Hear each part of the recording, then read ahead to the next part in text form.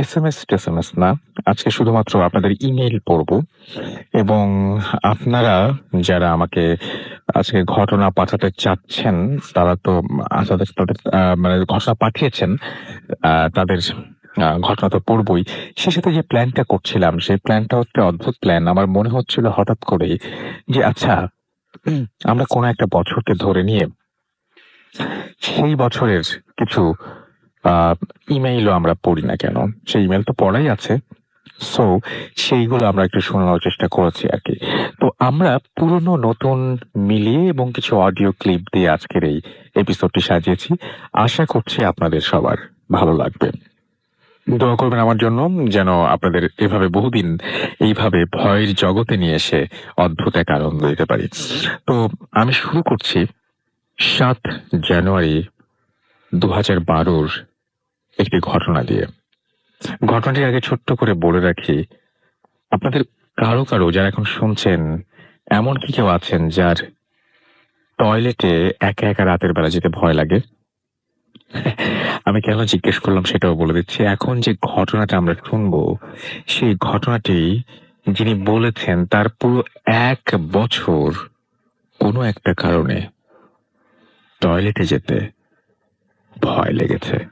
আমি জানি অনেকেই ঘটনা শুনেছেন, আবার এমনও আছেন যারা ২০১২ পরেও ঘটনা শোনা শুরু করেছেন। তাদের জন্য অনেক অন্যরকম লাগবে। যারা শুনেছেন তাদের আরো একবার শুনতে ক্ষতি কি? চলুন শুনে আসি সেই ঘটনাটি। এনিওয়েজ, আমাকে একজন ঘটনাটা পাঠিয়েছেন যিনি, তিনি লিখছেন যে আজ আপনাদের আমার জীবনে ঘটে যাওয়া একটা ভয়ঙ্কর ঘটনা বলবো। যে ঘটনার ফলে আমি মানসিকভাবে এতটাই বিপর্যস্ত হয়েছিলাম যে টানা ১ বছর আমি সারাক্ষণ আতঙ্কের মাঝে থাকতাম। আর সারাক্ষণ এমনকি টয়লেটে যাবার সময়ও আমার পাশে কাউকে থাকতে হতো। ভূত এফএমে অনেক মানুষকে দেখেছি যে অলিক কিছু না দেখতে পারার জন্য অনেক হাহুতাশ করেন, কিন্তু আমার পরিবার আর আমার যে অবস্থার মধ্য দিয়ে আমি গিয়েছি তা থেকে উপলব্ধি করতে পারি যে ব্যাপারগুলো আসলে যেমন মজার মনে হয় আসলে সেরকম নয়। যাই হোক, আমি মূল ঘটনায় চলে আসি। এই ঘটনাটা আমার ছোটবেলার, যখন আমি স্কুলে পড়ি। আমার বাবার ছিল বদলির চাকরি। উনি ছিলেন সরকারি ডাক্তার। সেবার বাবার বদলি হলো ঠাকুরগাঁতে।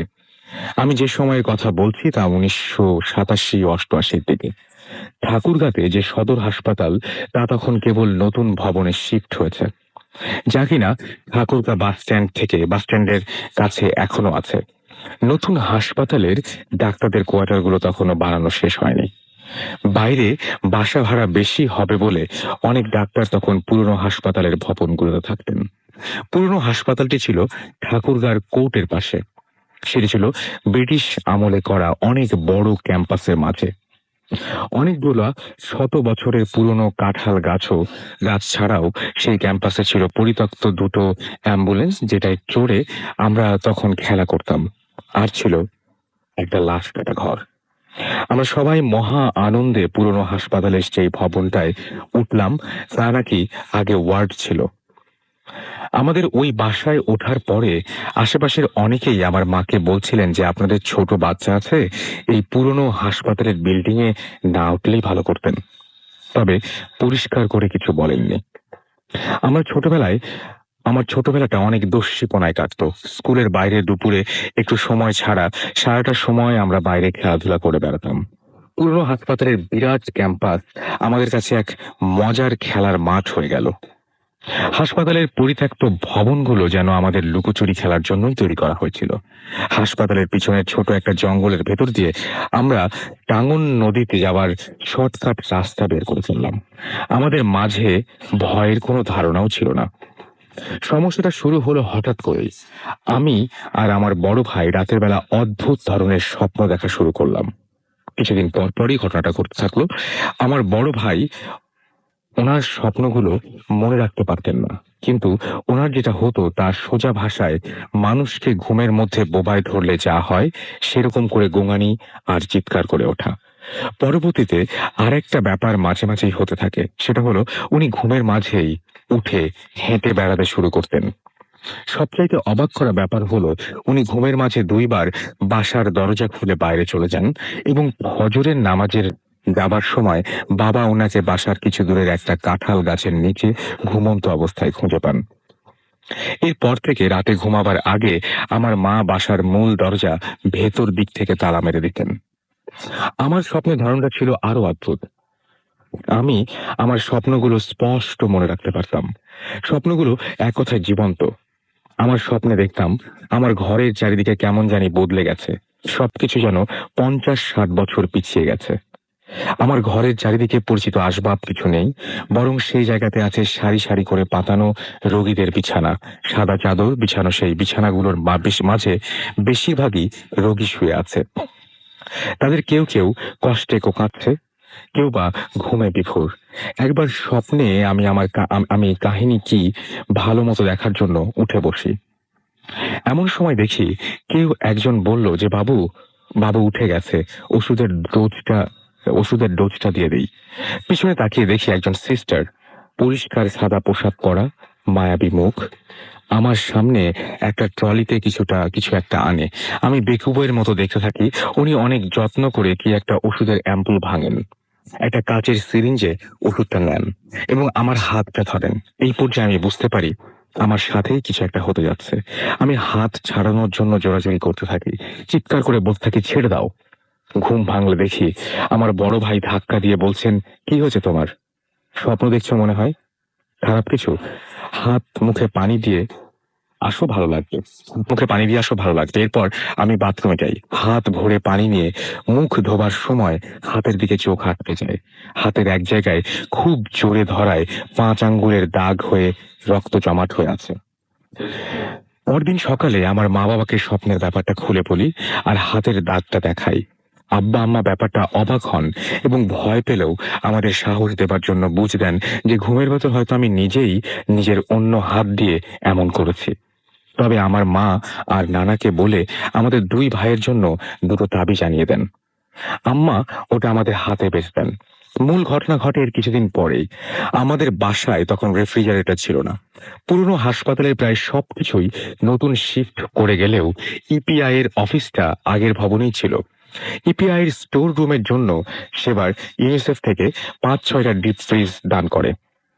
প্রয়োজন না থাকায় সেগুলো ইনস্টল না করে ফেলে রাখা হয়েছিল। ইলেকট্রিকের জিনিস পড়ে থাকলে নষ্ট হতে পারে ভেবে আমাদের পুরনো হাসপাতালে অবস্থানরত ডাক্তারদের একটা বড় ডিপ ফ্রিজ ইনস্টল করে নিজেদের প্রয়োজনে ব্যবহার করার জন্য অনুমতি দেন। বাবা সহ অন্যান্য ডাক্তাররা, আঙ্কেলরা কোরবানির ঈদের আগে ঠিক করেন যে ঈদ উপলক্ষে এবার একটা ডিপ ফ্রিজ ইনস্টল করবেন। সেই সময় ফ্রিজ মানে আমাদের কাছে অনেক মজার ব্যাপার ছিল। আইসক্রিম বানানো যাবে, বরফ বানিয়ে সেই বরফ খাওয়া বিশাল আনন্দের ব্যাপার ছিল আমাদের মাঝে। তো সেই ফ্রিজ ইনস্টল করতে করতে মেকানিক রাত ১১টা বাজিয়ে দিল। সেটা ছিল ঈদের আগের রাত। আমরা রাত ১১টায় বাসায় এলাম আইসক্রিম করতে দেবার জন্য জিনিস নিয়ে। আমার বাটিতে করে মার বানায় দেওয়া দুধ চিনির মিশ্রণ নিয়ে যাচ্ছিলাম বাসা থেকে ইপিআই অফিসে, যা কিনা বেশ খানিকটা দূরে ছিল। আর পথের মাঝে ২টা বড় কাঁঠাল গাছ আর লাশ কাটা ঘরটা পড়তো। আমার বড় ভাই আমার আগের বাটি নিয়ে চট করে চলে গেল। আর একলা আস্তে আস্তে যেতে লাগলাম যেন বাটির মিশ্রণটা পড়ে না যায়। বাসার কিছুটা দূরে আসার পর আমার চোখ আটকে গেল সেই বড় কাঁঠাল গাছের দিকে। আমি যা দেখলাম তাতে আমার সমস্ত শরীর যেন মূর্তির মতো আটকে গেল। আতঙ্ক কি জিনিস এই সময় আমি বুঝতে পারলাম। আমি দেখলাম সেই গাছের আড়াল থেকে সেই সিস্টারটি বের হয়ে আসছেন, যাকে আমি স্বপ্নে দেখেছিলাম। আমি নড়তে পারছিলাম না। মোহগ্রস্ত মানুষের মতো তাকিয়ে দেখলাম মহিলাটি আমাকে ইশারায় ডাকছেন। অন্ধকারে ওনার শরীরটা যেন হালকা নীরব আলো ছড়াচ্ছিল। আমি কত সময় দেখেছি মনে নাই, শুধু মনে আছে এক সময় আমি সম্বিত ফিরে পেলাম। তখন আমি চিৎকার করে বাসার দিকে দৌড় দিলাম। বাসার উঠোনে এসে চিৎকার করে জ্ঞান হারালাম। আমার জ্ঞান যখন ফিরল, আমি আমার বাবার কোলে। আমি আতঙ্কে বাবাকে জড়িয়ে ধরলাম। আমার মনে আছে সেই রাতে আমাকে দেখার জন্য অন্যান্য ডাক্তার আঙ্কেলরা এসেছিলেন। কড়া ডোজের ঘুমের ওষুধেও সারা রাত আমি চোখের পাতা এক করতে পারিনি। পরদিন সকালে ঈদ ছিল, কিন্তু আমাদের সেবারের ঈদের আনন্দ মাটি হয়ে গিয়েছিল। আমার সোবিয়াটা এমন ভয়াবহ হয়ে দেখা দিল যে বিকেলে আমরা নানা বাড়ি দিনাজপুরে আমাদের নিয়ে চলে গেলেন। আমার নানা বাড়ি আমার আচ্ছা যে বিকালে আমার নানা বাড়ি দিনাজপুরে আমাদের নিয়ে চলে গেলেন আমার বাবা, এবং মাসখানেক পর বাবা বদলি নিয়ে ঠাকুরগাঁ থেকে দিনাজপুরে চলে আসেন। আমার বাবা অনেক আধুনিক মন মানসিকতার ছিলেন। উনি আমার ব্যাপারটাকে সম্পূর্ণ মনের ভ্রম বলে ধরে নেন। আমি 1 বছর স্কুল ড্রপ দিই। পরবর্তীতে আমার বাবা ঢাকা পিজি হাসপাতালে একজন মানসিক বিশেষজ্ঞ ডাক্তারের কাছে আমাকে দেখান। ওনার চিকিৎসা আর ঘন্টার পর ঘন্টা কাউন্সিলিং এর পর আমি স্বাভাবিক হই। এরপর আমি ওই মহিলাকে আর কখনো দেখিনি। ব্যাপারটা এখানেই শেষ হয়ে গেলে ভালো হতো, কিন্তু কিছুদিন আগে একবার ঠাকুরগাঁ যাবার দরকার পড়ল। সেই সময় ভাবলাম একবার দেখে আসি ছোটবেলার জায়গাগুলো। হাসপাতালের ক্যাম্পাস ঘেঁষা একটা বাসা ছিল আমাদের ওই সময়ের বন্ধু মহিদুলের। ভাবলাম আসছি যখন দেখে যাই, যদি বাসায় থাকে। ভাগ্য ভালো ভালো বলতে হবে, ছুটি থাকায় সে বাসাতেই ছিল। আমাকে দেখে অনেক খুশি আর অবাক হলো। ওর সাথে পুরনো জায়গাগুলো দেখতে বের হলাম। নস্টালজিয়া পেয়ে বসলো 20-22 বছর পর সেই পুরনো হাসপাতালের ক্যাম্পাসে গিয়ে। অনেক পরিবর্তন দেখলাম। বড় কাঁঠাল গাছগুলো কেটে সাফ করে নতুন কিছু বিল্ডিং বানিয়ে ডাক্তারদের কোয়ার্টার বানিয়েছে দেখলাম। কিছুটা ঠাট্টা করেই ওকে সেই কাঁঠাল গাছের জায়গাটা দেখিয়ে বললাম, এই গাছটা কেটে ফেললো, মনে আছে এখানে কি হয়েছিল? ও আমাকে অবাক করে বলল যে 1 বছর আগে ওই গাছটা কাটার সময় নাকি গাছের পাশের মাটির নিচে একটা পুরনো কঙ্কাল পাওয়া যায়। ওই কঙ্কাল কার, ওখানে কিভাবে আসলো, কিছুই বের করা যায়নি। কিন্তু ডাক্তার আঙ্কেলরা কঙ্কালটা দেখে বুঝতে পেরেছিলেন সেটা একটি মহিলার কঙ্কাল। পরে এলাকার সবাই মিলে কঙ্কালটা গোরস্থানে দাফন করে দেন। আমার ব্যাপারটা বিশ্বাস করতে চাইনি। পরে দেখলাম কথা সত্য। ফেরার সময় অনেক বিষণ্ণ ছিলাম। মনে হয়েছিল হয়তো ওই মহিলা আমাকে বলতে চেয়েছিলেন ওনার সাথে কি হয়েছে, কেউ খুন করেছে কিনা, এই সমস্ত ব্যাপার। হয়তো ওনার দাফন কাফন ছাড়া পুঁতে রাখা অতৃপ্ত আত্মা মুক্তির আশায় আমার সাহায্য কামনা করেছিল। কিন্তু আমি সেই সময় তা বুঝিনি বলে ওনার আরো 20-22 বছর কষ্ট করতে হচ্ছে। এইটা লিখেছেন আমাকে মোহাম্মদ আরিফুর রহমান, সিলেট থেকে। তিনি পেশায় একজন ডেন্টিস্ট। তিনি আমাকে এই ঘটনাটি পাঠিয়েছেন। অসাধারণ একটি ঘটনা, আমার খুবই ভালো লেগেছে। এবং আপনারাও যারা এই ধরনের ঘটনা আমাদের পাঠাতে চান তাদেরকে ইমেল অ্যাড্রেসটি জানিয়ে দিই, bhutfm@radiofooty.fm, which is BHOOTFM@RADIOFOORTI.FM, radiofooty.fm. Bhoot FM. The night comes alive with Graminphone.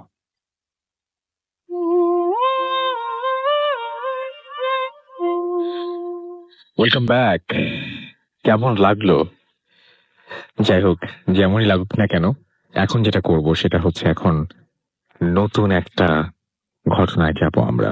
যিনি ঘটনা লিখছেন তিনি যেভাবে লিখেছেন সেভাবেই পড়ছি। হ্যালো রাসেল ভাই, আমি ফার্স্টেই সরি বলতে চাই। আমাকে বাংলিশে টাইপ করতে হচ্ছে এই জন্য। আমি সজল, থাকি অস্ট্রেলিয়ার মেলবোর্নে। আজকে আমি আমার লাইফের একটা এক্সপেরিয়েন্স শেয়ার করতে চাই, ভালো লাগলে পড়ে শোনাবেন। আমার এখানে আসা হয় 2016 মার্চে। আসার পর হঠাৎ রুম খুঁজে না পাওয়াতে একটা হোস্টেলে উঠি। যাই হোক, নিউ প্লেস, ভালোই কাটছিল দিনগুলো। এর মাঝে আমি একটা বাসা পেয়ে যাই ফর রেন্ট পারপাস। বাসার লোকেশনটা একটু রিমোট হলেও এরিয়াটা অনেক সুন্দর ছিল, যেখানে 2 বেডরুমের ফ্ল্যাটের প্রাইসেই আমি একটা ফুল হাউস ব্যাকইয়ার্ড সহ পেয়ে গেলাম। তাই এত চিন্তা না করে নিয়ে নিলাম, অ্যাজ আমার friend was coming within a month. So আমি একাই থাকা স্টার্ট করলাম। আমার বাসায় আসি, দেন ফুড, তারপরে কিছুক্ষণ ফেসবুক, তারপর কিছু হোমওয়ার্ক, দেন ঘুমিয়ে যাওয়া। 1-2 উইকস ভালোই ছিল। হঠাৎ প্রবলেম শুরু হলো এক রাতে আমি ফেসবুক ব্রাউজ করতে করতে মেবি ঘুমিয়ে পড়লাম। হঠাৎ ফিল করা স্টার্ট করলাম আমার মুখে পানির ফোঁটা পড়ছে। চোখ খুলে দেখলাম ঠিক রুফ থেকে একটা কুকুরের মাথা ঝুলছে। আরো একবার বলছি, রুফ থেকে একটা কুকুরের মাথা ঝুলছে অ্যান্ড ব্লাডের ফোঁটা পড়ছে। আমি চিৎকার করে উঠি, লাইট জ্বালিয়ে দেখলাম কিছু নেই। হ্যালুসিনেশন ভেবে ঘুমিয়ে পড়তে যাব, দেন দেখি হাতে আর মুখে ব্লাড স্পট। আমি আর ঘুমাতে পারলাম না, সারা রাত ঘুমাতে পারলাম না। এই স্টোরিটা আমি কারোর সাথে শেয়ার করিনি। এরপর থেকে ভয়াবহ রকমের ব্যাড ড্রিম দেখা স্টার্ট করলাম। ড্রিমটা অলমোস্ট সেম এভরিডে। অনেকটা এরকম যে আমি অনেক ডার্ক একটা লেনে দাঁড়িয়ে আছি এবং I was following a little girl, যার কিনা হাতে লাইটেড টেডি বিয়ার ছিল। লাইটেড টেডি বিয়ার, ও মাই গড। দেন একটা বাসার সামনে আমি আসি, যেটা কিনা অ্যাবান্ডন। দেন ড্রিমটা ভেঙে যায়। I was getting scared and scared. এক রাতের কথা বলি, আমি সেম ড্রিম দেখা স্টার্ট করলাম, বাট দিস টাইম ড্রিমটা একটু স্টেইন করলো। আমি দেখলাম আমি ওই অ্যাবান্ডেন্ট হাউসে ঢুকলাম। দেন দেখলাম একটা রুমে স্মল একটা ল্যাম্প জ্বলছে and the little girl was hanging from the floor. এটা দেখে আর সহ্য করতে পারলাম না। আমি দৌড় দিয়ে দেওয়া শুরু করলাম। আচ্ছা, এবং আমি দৌড়টা শুরু করলাম এবং দৌড়াচ্ছি আর দেখলাম অনেক ছোট বাচ্চা আমার পাশে আসছে। ঠিক বাচ্চা বললে হবে না, বিকজ দেখতে অনেকটা মানে হিউম্যানের বাচ্চা হলেও ফেসটা ছিল কুকুরের মতো। আমি হঠাৎ একটা গ্রেভইয়ার্ডের সামনে এসে থামলাম। এরপর এরপর দেখলাম সেই পিচ্চি মেয়েটা আমার সামনে এসে দাঁড়ালো এবং নিজের গলাটা ছিঁড়ে ফেললো। Next day when I woke up, আমি রিয়েলাইজ করলাম যে আমি আসলে অনেক পুরনো একটা গ্রেভইয়ার্ডের সামনে শুয়ে আছি। মাথা একটু ঠিক হওয়ার পর আশেপাশে ঘুরে দেখলাম যে প্রায় 80 কিলোমিটার দূরে আমার বাসা থেকে এই জায়গাটা। আমি কি হচ্ছিল বুঝতে পারছিলাম না। এরপর আমি যখন ফিরে আসি, আমি আর ওই বাসায় ব্যাক করিনি। এরপর অনেক দিন চলে গেছে, বাট আমি এখন ওকে। আমি জানি না কি হয়েছিল আর কেনই বা হয়েছিল। শুধু এটা ভাবছিলাম যে আর হয়তো আমি বেঁচে নেই। যাই হোক, দোয়া করবেন আমার জন্য। Thanks to all. Sajal, Melbourne, Australia. এই ছিল ঘটনা। আমি জানি না আপনাদের কেমন লেগেছে। আই হোপ যে আপনারা সবাই অনেক এনজয় করেছেন। Thank you very much. আমরা এখন যেটা করব সেটা হচ্ছে একটা অডিও ক্লিপ শুনে ফেলবো এবং তার আগে একটা ছোট্ট বিরতি নিচ্ছি। বিরতির পর আবারও ফিরে আসছি। সেই পর্যন্ত আমাদের সঙ্গেই থাকুন।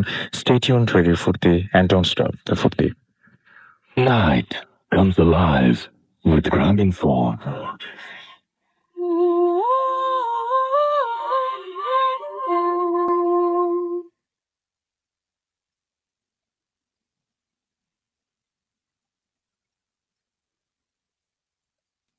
হাই, হ্যালো, আমার নাম আয়াত। আমি নিউ ইয়র্ক থেকে, নিউ ইয়র্কের ব্রুকলিনে থাকি। হ্যালো রাসেল ভাইয়া এবং বাংলাদেশের সবাই যেখানে যেখানে আছো। I think everybody is feeling so good, এটাই আশা করব। আমি আজকে যা শেয়ার করব এটা হচ্ছে আমার সাথে হয়েছে একটা খুবই ভয়ঙ্কর একটা ঘটনা। আমি জানি না এটা কতটুকু মানুষ ভয় পাবে, কিন্তু আমি অনেক ভয় পেয়েছি এবং এখনো পাই, কারণ এটা আমার সাথে এখনো হয় মাঝে মধ্যে। বাট আমি চাইবো এমন কারোর সাথে যেন না হয়। ওকে, বেশি কথা না বলে আমার ঘটনাটা বলে ফেলি। আমরা তখন বাংলাদেশে থাকি, আমার ফ্যামিলি এবং আমার সবাই। আমরা বাংলাদেশের মিরপুরে থাকতাম। আমাদের ছোট্ট একটা ফ্যামিলি এবং চাইতাম যে সবাই মিলে একসাথে থাকতে। যৌথ ফ্যামিলি, আমার দাদু, আমার চাচ্চু, আমার আম্মু আব্বু এবং আমি আমার আম্মু আব্বুর একটাই মেয়ে। আমার দাদু আমাকে অনেক বেশি ভালোবাসতো। তো সবসময় আমি ওনার সাথে সাথেই থাকতাম। অনেক ছোট ছিলাম আর ফ্যামিলিতে একটাই মেয়ে ছিলাম, তো আদরটাও একটু বেশি ছিল। আমার দাদু, আমার আম্মু আব্বু সবসময় শুনতাম যে আমার দাদু সবসময় মানে অনেক কিছু জানে। মানে মানুষকে মানে কোনো কেউ বিপদে পড়লে, চিনভূত থেকে বিপদে পড়লে উনি এটা সমাধা করতে পারে। তো ওনার কাছ থেকে অনেক আল্লাহর রহমতে মাশাআল্লাহ অনেক কিছুই শিখেছি, যেগুলো এখনো আমার কাজে দেয়। আর ভালো জিনিসই শিখেছি। তো দুঃখের বিষয় হচ্ছে যে আমার দাদু হঠাৎ করেই ২০০০ আম ২ সালে মারা যান। তখন আমরা সবাই ভেঙে পড়ি। একটা সময়ে এসে আমরা ২০০৪ এ এসে আমরা সবাই আমেরিকাতে চলে আসি। তো আম আমেরিকাতে আসার আগে এটা বাংলাদেশে থাকতে যেটা হতো, আমার দাদু মারা যাওয়ার পরপরই আমার সমস্যাগুলো দেখা দেয় ছোটবেলায়। যে আমার আম্মুর সাথে আমি ঘুমাতাম। তো ঘুমিয়ে আছি, তখন দেখা যাচ্ছে যে অর্ধেক রাতে আমি কিছু ভালো করে বলতে পারবো না। আর তখন যেহেতু আমি ছোট, আমার আম্মুর কাছে জিজ্ঞেস করলে তারাও দেখা যায় যে they didn't see the time that time, you know? So আম দেখা যেত যে প্রায় আম উঠে অর্ধেক রাতে উঠে কেমন যেন একটা ভাষায় আমি কথা বলতাম। আর আমার সেই ভাষাটা আমার আম্মু, আমার আব্বু বা কোনো মানুষই বুঝতে পেত না। তো তখন মানে কথা বলার সময় আমার চোখ বন্ধ থাকতো। আর হচ্ছে যেটা আমি শুনেছি ওদের থেকে, আম তো আমাকে মানে অনেক চেষ্টা করেও আমাকে মানে উঠাতে পারত না। মানে মানে আমি যে ওই জিনিসটা থেকে মুক্ত হয়ে আমি ওদেরকে অ্যান্সার করবো যে না আমার এটা হয়েছে বা ওটা হয়েছে, এরকম হতো না। ওভাবেই আমি কতক্ষণ কথা বলে আমি শুয়ে পড়তাম। এরপরে আবার আমাকে ডাকাডাকি করতো। তারপরে একটা সার্টেন টাইমে আমি ঘুম থেকে উঠে মানে সব ভুলে যেতাম। যে কি বলছো? তোমরা স্বপ্ন দেখেছ? আমি ওদেরকে হেসে এভাবে বলতাম। তো যাই হোক, এমন করে বেশ কিছুদিন চলতে ছিল। তো আমরা ২০০৪ সালে আমরা আমেরিকাতে চলে আসি। আমেরিকাতে চলে আসার পর আমার এই ধরনের সিচুয়েশন তখন আমাকে একা আমি আমার বেডে আমার একটা নিজের রুম হলো।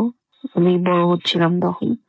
তো তখন আমি এরকম কোনো কিছু আমি কখনো নিজের সাথে এমন কোনো কিছু ফিল করিনি। আ সো এভাবে সময় যাচ্ছিল। তো আমি গ্র্যাজুয়েশন করেছি 2008 এ। আ গ্র্যাজুয়েশন ঠিক বলবো না, আমি হাই স্কুল ফিনিশ করেছি 2008 এ। তো সেই সময়ে আমার কেন মনে আছে বিকজ সেই দিনটাই সেই ডেটেই 2008 এ সেদিন ছিল আমার ভালো করে মনে আছে সেদিন ছিল স্যাটারডে। হ্যাঁ? আম স্যাটারডেতে আমাদের গ্র্যাজুয়েশন পার্টি-টার্টি করে আমরা সবাই খুব ক্লান্ত ছিলাম। তো রাতে খুব তাড়াতাড়ি আমরা ঘুমিয়ে পড়েছিলাম। তো আমি সেদিন এতটাই হ্যাপি ছিলাম যে আম্মু-আব্বুর সাথে একই বেডে মানে আম্মুর সাথে আমি ঘুমিয়েছি। তো আম ফোনটা আমার হাতে ছিল, তো I know that আম্মু এবং আব্বু they were already মানে asleep. তো আমি ফোনটা নাড়াচাড়া করছিলাম। হঠাৎ করে আমি দেখলাম যে আমার পাশে মানে কিভাবে বলবো এটা? আমি ঘুমিয়ে আছি, আমার মাঝ বরাবর আমার দাদু। আমার দাদু লুঙ্গি পড়তেন একটা গেঞ্জির মতো করে পড়তেন। আর উনি অনেক শুকনা ছিলেন। এত হেলথি ছিলেন না উনি। তো ঠিক আমি I know I saw him. তো আমি দেখছি যে আমার পাশে এসে দাঁড়িয়ে আছে এবং আমাকে উপর থেকে খুব মানে শক্ত করে সে দেখছে আমার এবং কিছু একটা বলার সে আমাকে ট্রাই করছিল। তো আমি আমি দেখে ওনাকে আমি ভয় পাবো নাকি আমি আম্মুকে ডাকবো নাকি চিৎকার করবো আমার এরকম কোনো মানে হঠাৎ করে আমার এরকম কোনো ফিলিংস বা আমি মাথায় কিছু কাজ করছিল না। আমি ভয় পাচ্ছিলাম। কারণ আমার দাদুকে দেখাচ্ছিল খুব প্রচন্ড রকমের ভয়ানক একটা আমি বলে বোঝানোর মতো না। প্রচন্ড রকমের ভয় লাগছিল ওনাকে দেখে আমার। যে আছে না সাধারণত মানুষকে দেখলে আমরা দেখি রক্ত মানুষের মানে I know এটা আমার দাদু। উনি মারা গেছেন। আমি অনেক শুনেছি যে হ্যাঁ, মানুষ মারা যাওয়ার পর মানুষকে দেখেন যদি অনেক ভালোবাসা থাকে তাহলে। সো ভয় পাওয়ার কথা না। এরপরও উনাকে দেখে একটা ভয়ংকর উনার চেহারাটা আমার কাছে লাগছিল যে ভয় পাচ্ছিলাম। তো ওভাবেই আমি শুয়েছিলাম। প্রায় মানে আমরা শুয়েছি তখন 1 o'clock বাজে।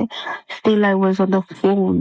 আর আমি ফোনের স্ক্রিনটা ভালো করে দেখছিলাম তখন কয়টা বাজে। আমি ফোনটা নাড়াচাড়া করছি। স্টিল তখনও আমি লাইটটা নাড়াচাড়া করছি এবং আমি জানি যে আমার পাশে আমার দাদু দাঁড়িয়ে আছে। which is he is no more and I was scared. যাই হোক, তো আম কিছুক্ষণ যাওয়ার পর আমি যখন ফোনটা আবার আমার হাতে নিলাম তখন আমি দেখলাম যে 1:30 বাজে। তো half an hour already gone চলে গেছে। তো আমি আমার আম্মুকে মানে চিৎকার করলাম। চিৎকার করে আম্মুকে আম্মু তাড়াতাড়ি করে উঠলো, বললো যে কি হয়েছে? What happened to you? আমি বললাম যে আমি দাদুকে আজকে নিয়ে দেখেছি। আম্মু বললো যে এটা তুমি ঘুমের মধ্যে থেকে তুমি ঘুম দেখেছো, ইটস ওকে, ঘুমিয়ে পড়ো, ডোন্ট ওয়ারি। তো আমার আম্মু কথা কাটিয়ে আমাকে বললো ঘুমিয়ে পড়তে। তো আমার সেদিনের মতো ওখানেই শেষ। এরপর থেকে আরো কিছু ভয়ানক ঘটনা ঘটেছে আমার সাথে।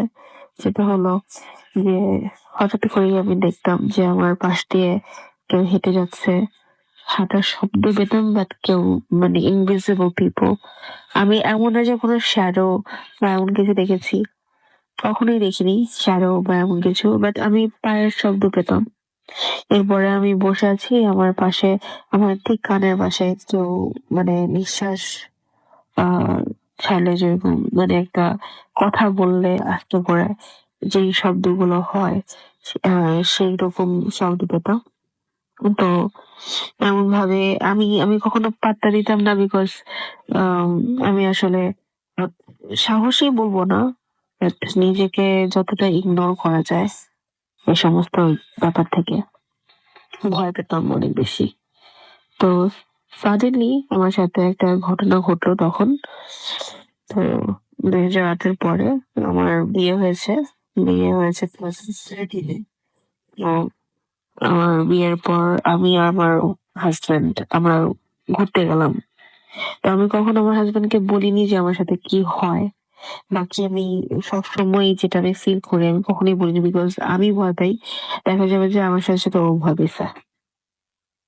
তো এর জন্য আমি কখনো ওর সাথে এই সমস্ত ব্যাপার, অনেকে আছে বিশ্বাসও করতে চায় না যে কি বলো তুমি এই সমস্ত কথা। তো এর জন্য আমি চেয়েছি যে যতটা ইগনোর করা যায়।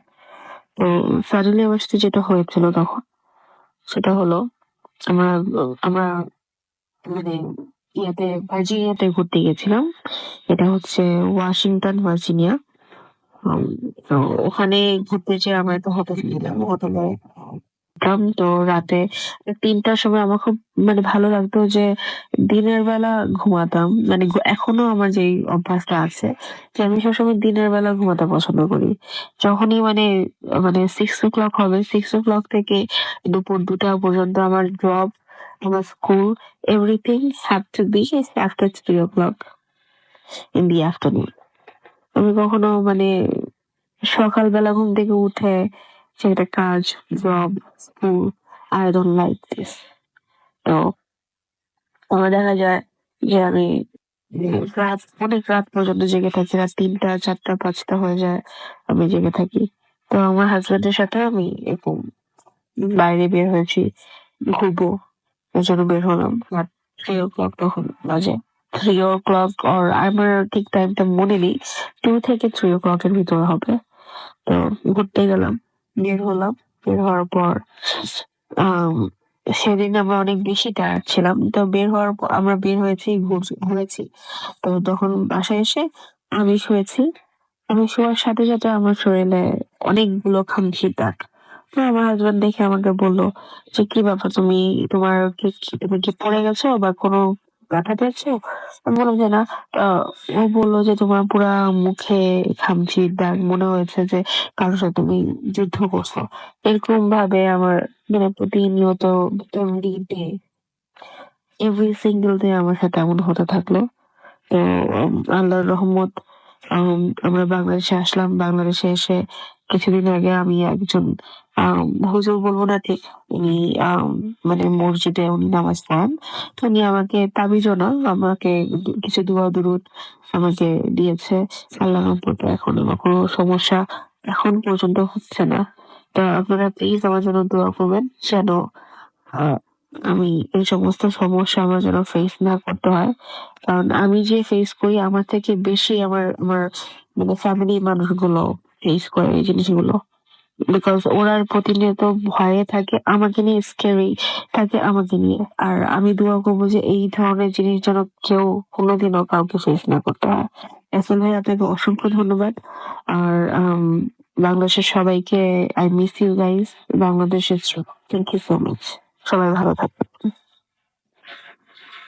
Bhoot FM The night comes alive with grabbing form.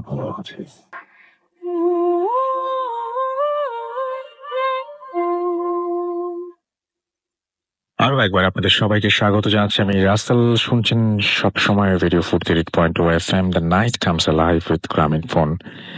আমি রাসেল আছি, সাথে চলছে ভূত এফএমের স্পেশাল এপিসোড। আপনাদের ইমেইল পড়ছি আমরা এবং পুরনো ইমেইলও শোনাচ্ছি। তো এখন যেটা করব সেটা হচ্ছে, আপনারা অনেকেই হয়তো লাশের কাপড় খাওয়ার ঘটনা শুনেছেন।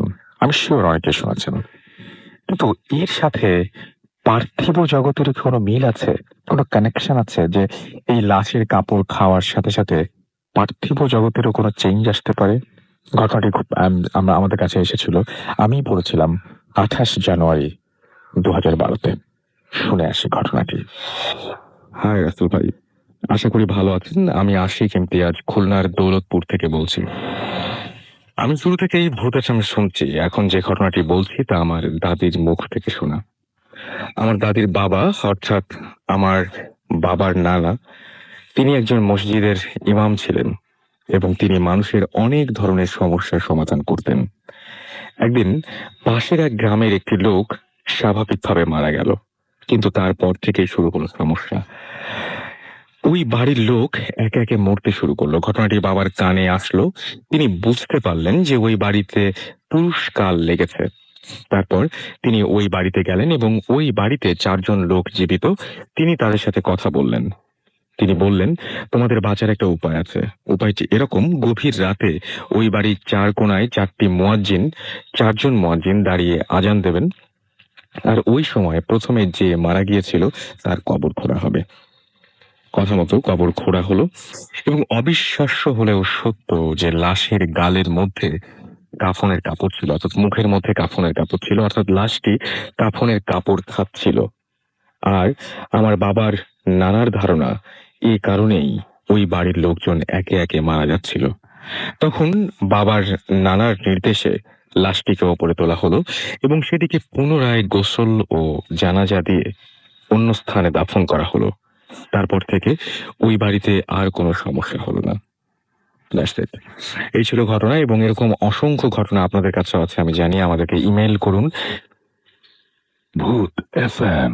The night comes alive with grabbing form.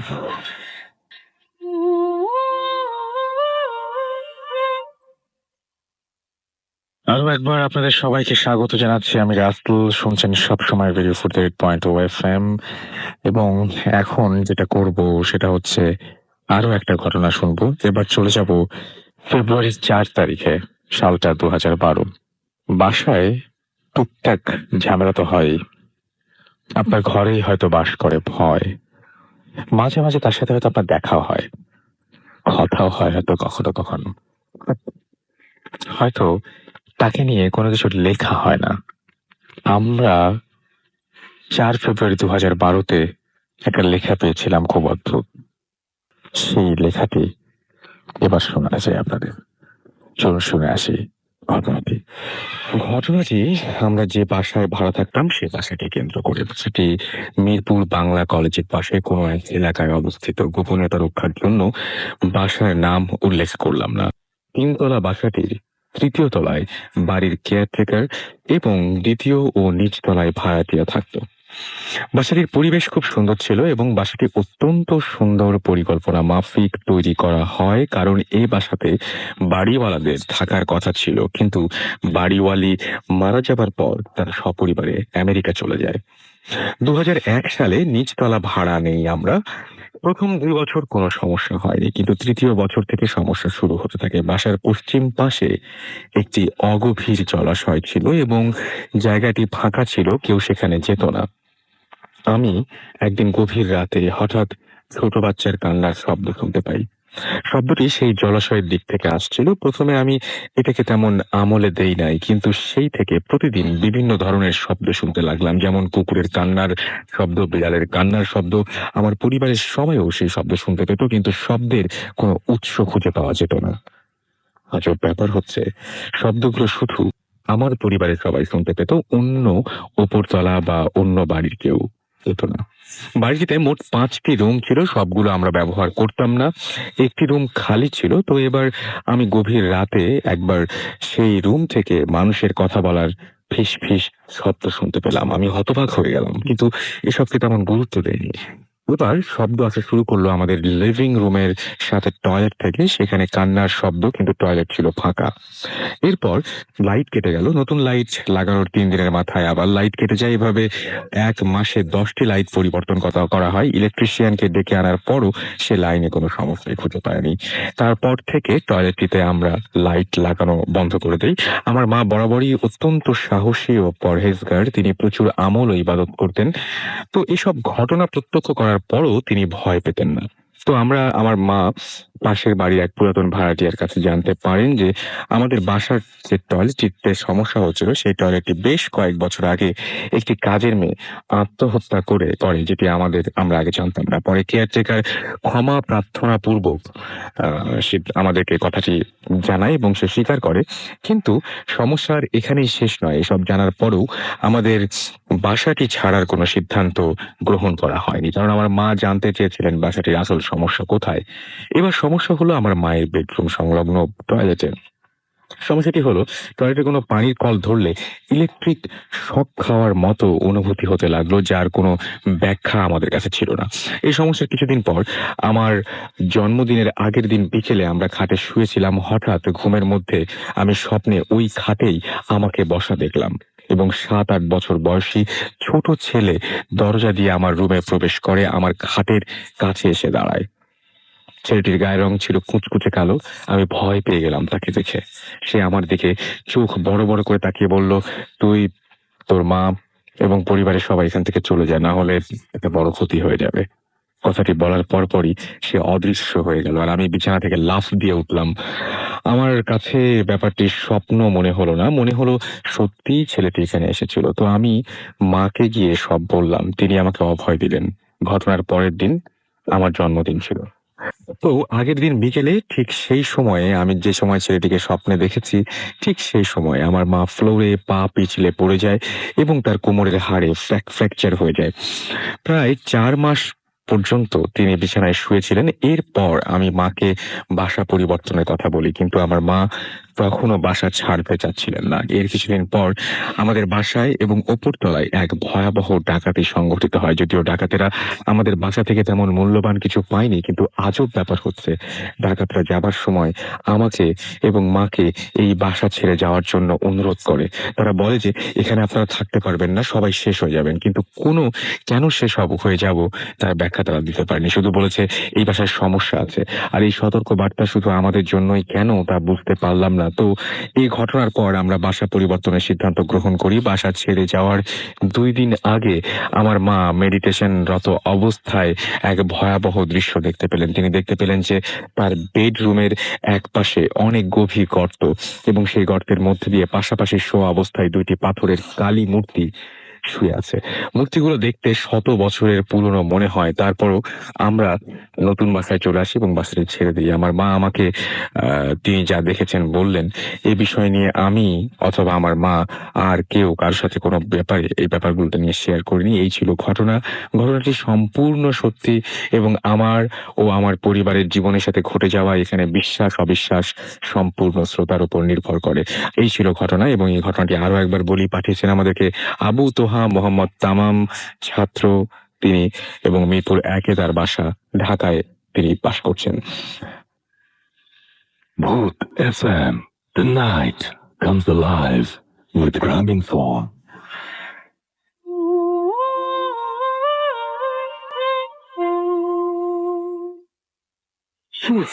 ভাই পাঞ্জাবিটা আর্জেন্ট ইস্ত্রি করে দেন না, গায়ে হলুদের রেডিও 48.0 FM। আমি রাস্তায় আছি। সাথে যদি আমাকে ইমেল করতে চান, আমার ইমেল অ্যাড্রেস হচ্ছে bhootfm@radio40.fm, which is bhwtfm@radio40.fm। আপনার নাম, ঠিকানা এবং ফোন নাম্বার সহ আপনার জীবনে ঘটে যাওয়া সেরা ঘটনা লিখে পাঠিয়ে দিন আমাদের কাছে। ঘটনার শুরুতে অবশ্যই উল্লেখ করুন যে এই ঘটনাটি আপনি স্টুডিওতে এসে শেয়ার করতে চান, নাকি আপনি চান আপনার ঘটনা আমরা পড়ে শোনাই। নাই, যারা দেশের বাইরে রয়েছেন তারা সরাসরি অডিও ক্লিপ পাঠিয়ে দিতে পারেন আমাদের কাছে। আর একই সাথে আমি বলতে চাই, আমাদের ফেসবুক পেজও আপনারা ভিজিট করুন প্লিজ। আমাদের ফেসবুক পেজ হচ্ছে www.facebook.com/radio.ফুটতি and www.facebook.com/futtfm.russell। এছাড়াও RJ Russell, RJ space RUSSELL, এই নাম দিয়ে আপনি কিন্তু আমাদের টুইটারও পেয়ে যাবেন। সো সেখানেও আপনি আপনার কথা জানাতে পারেন আমাদেরকে। তো আমরা ঘটনা শুনে আসি।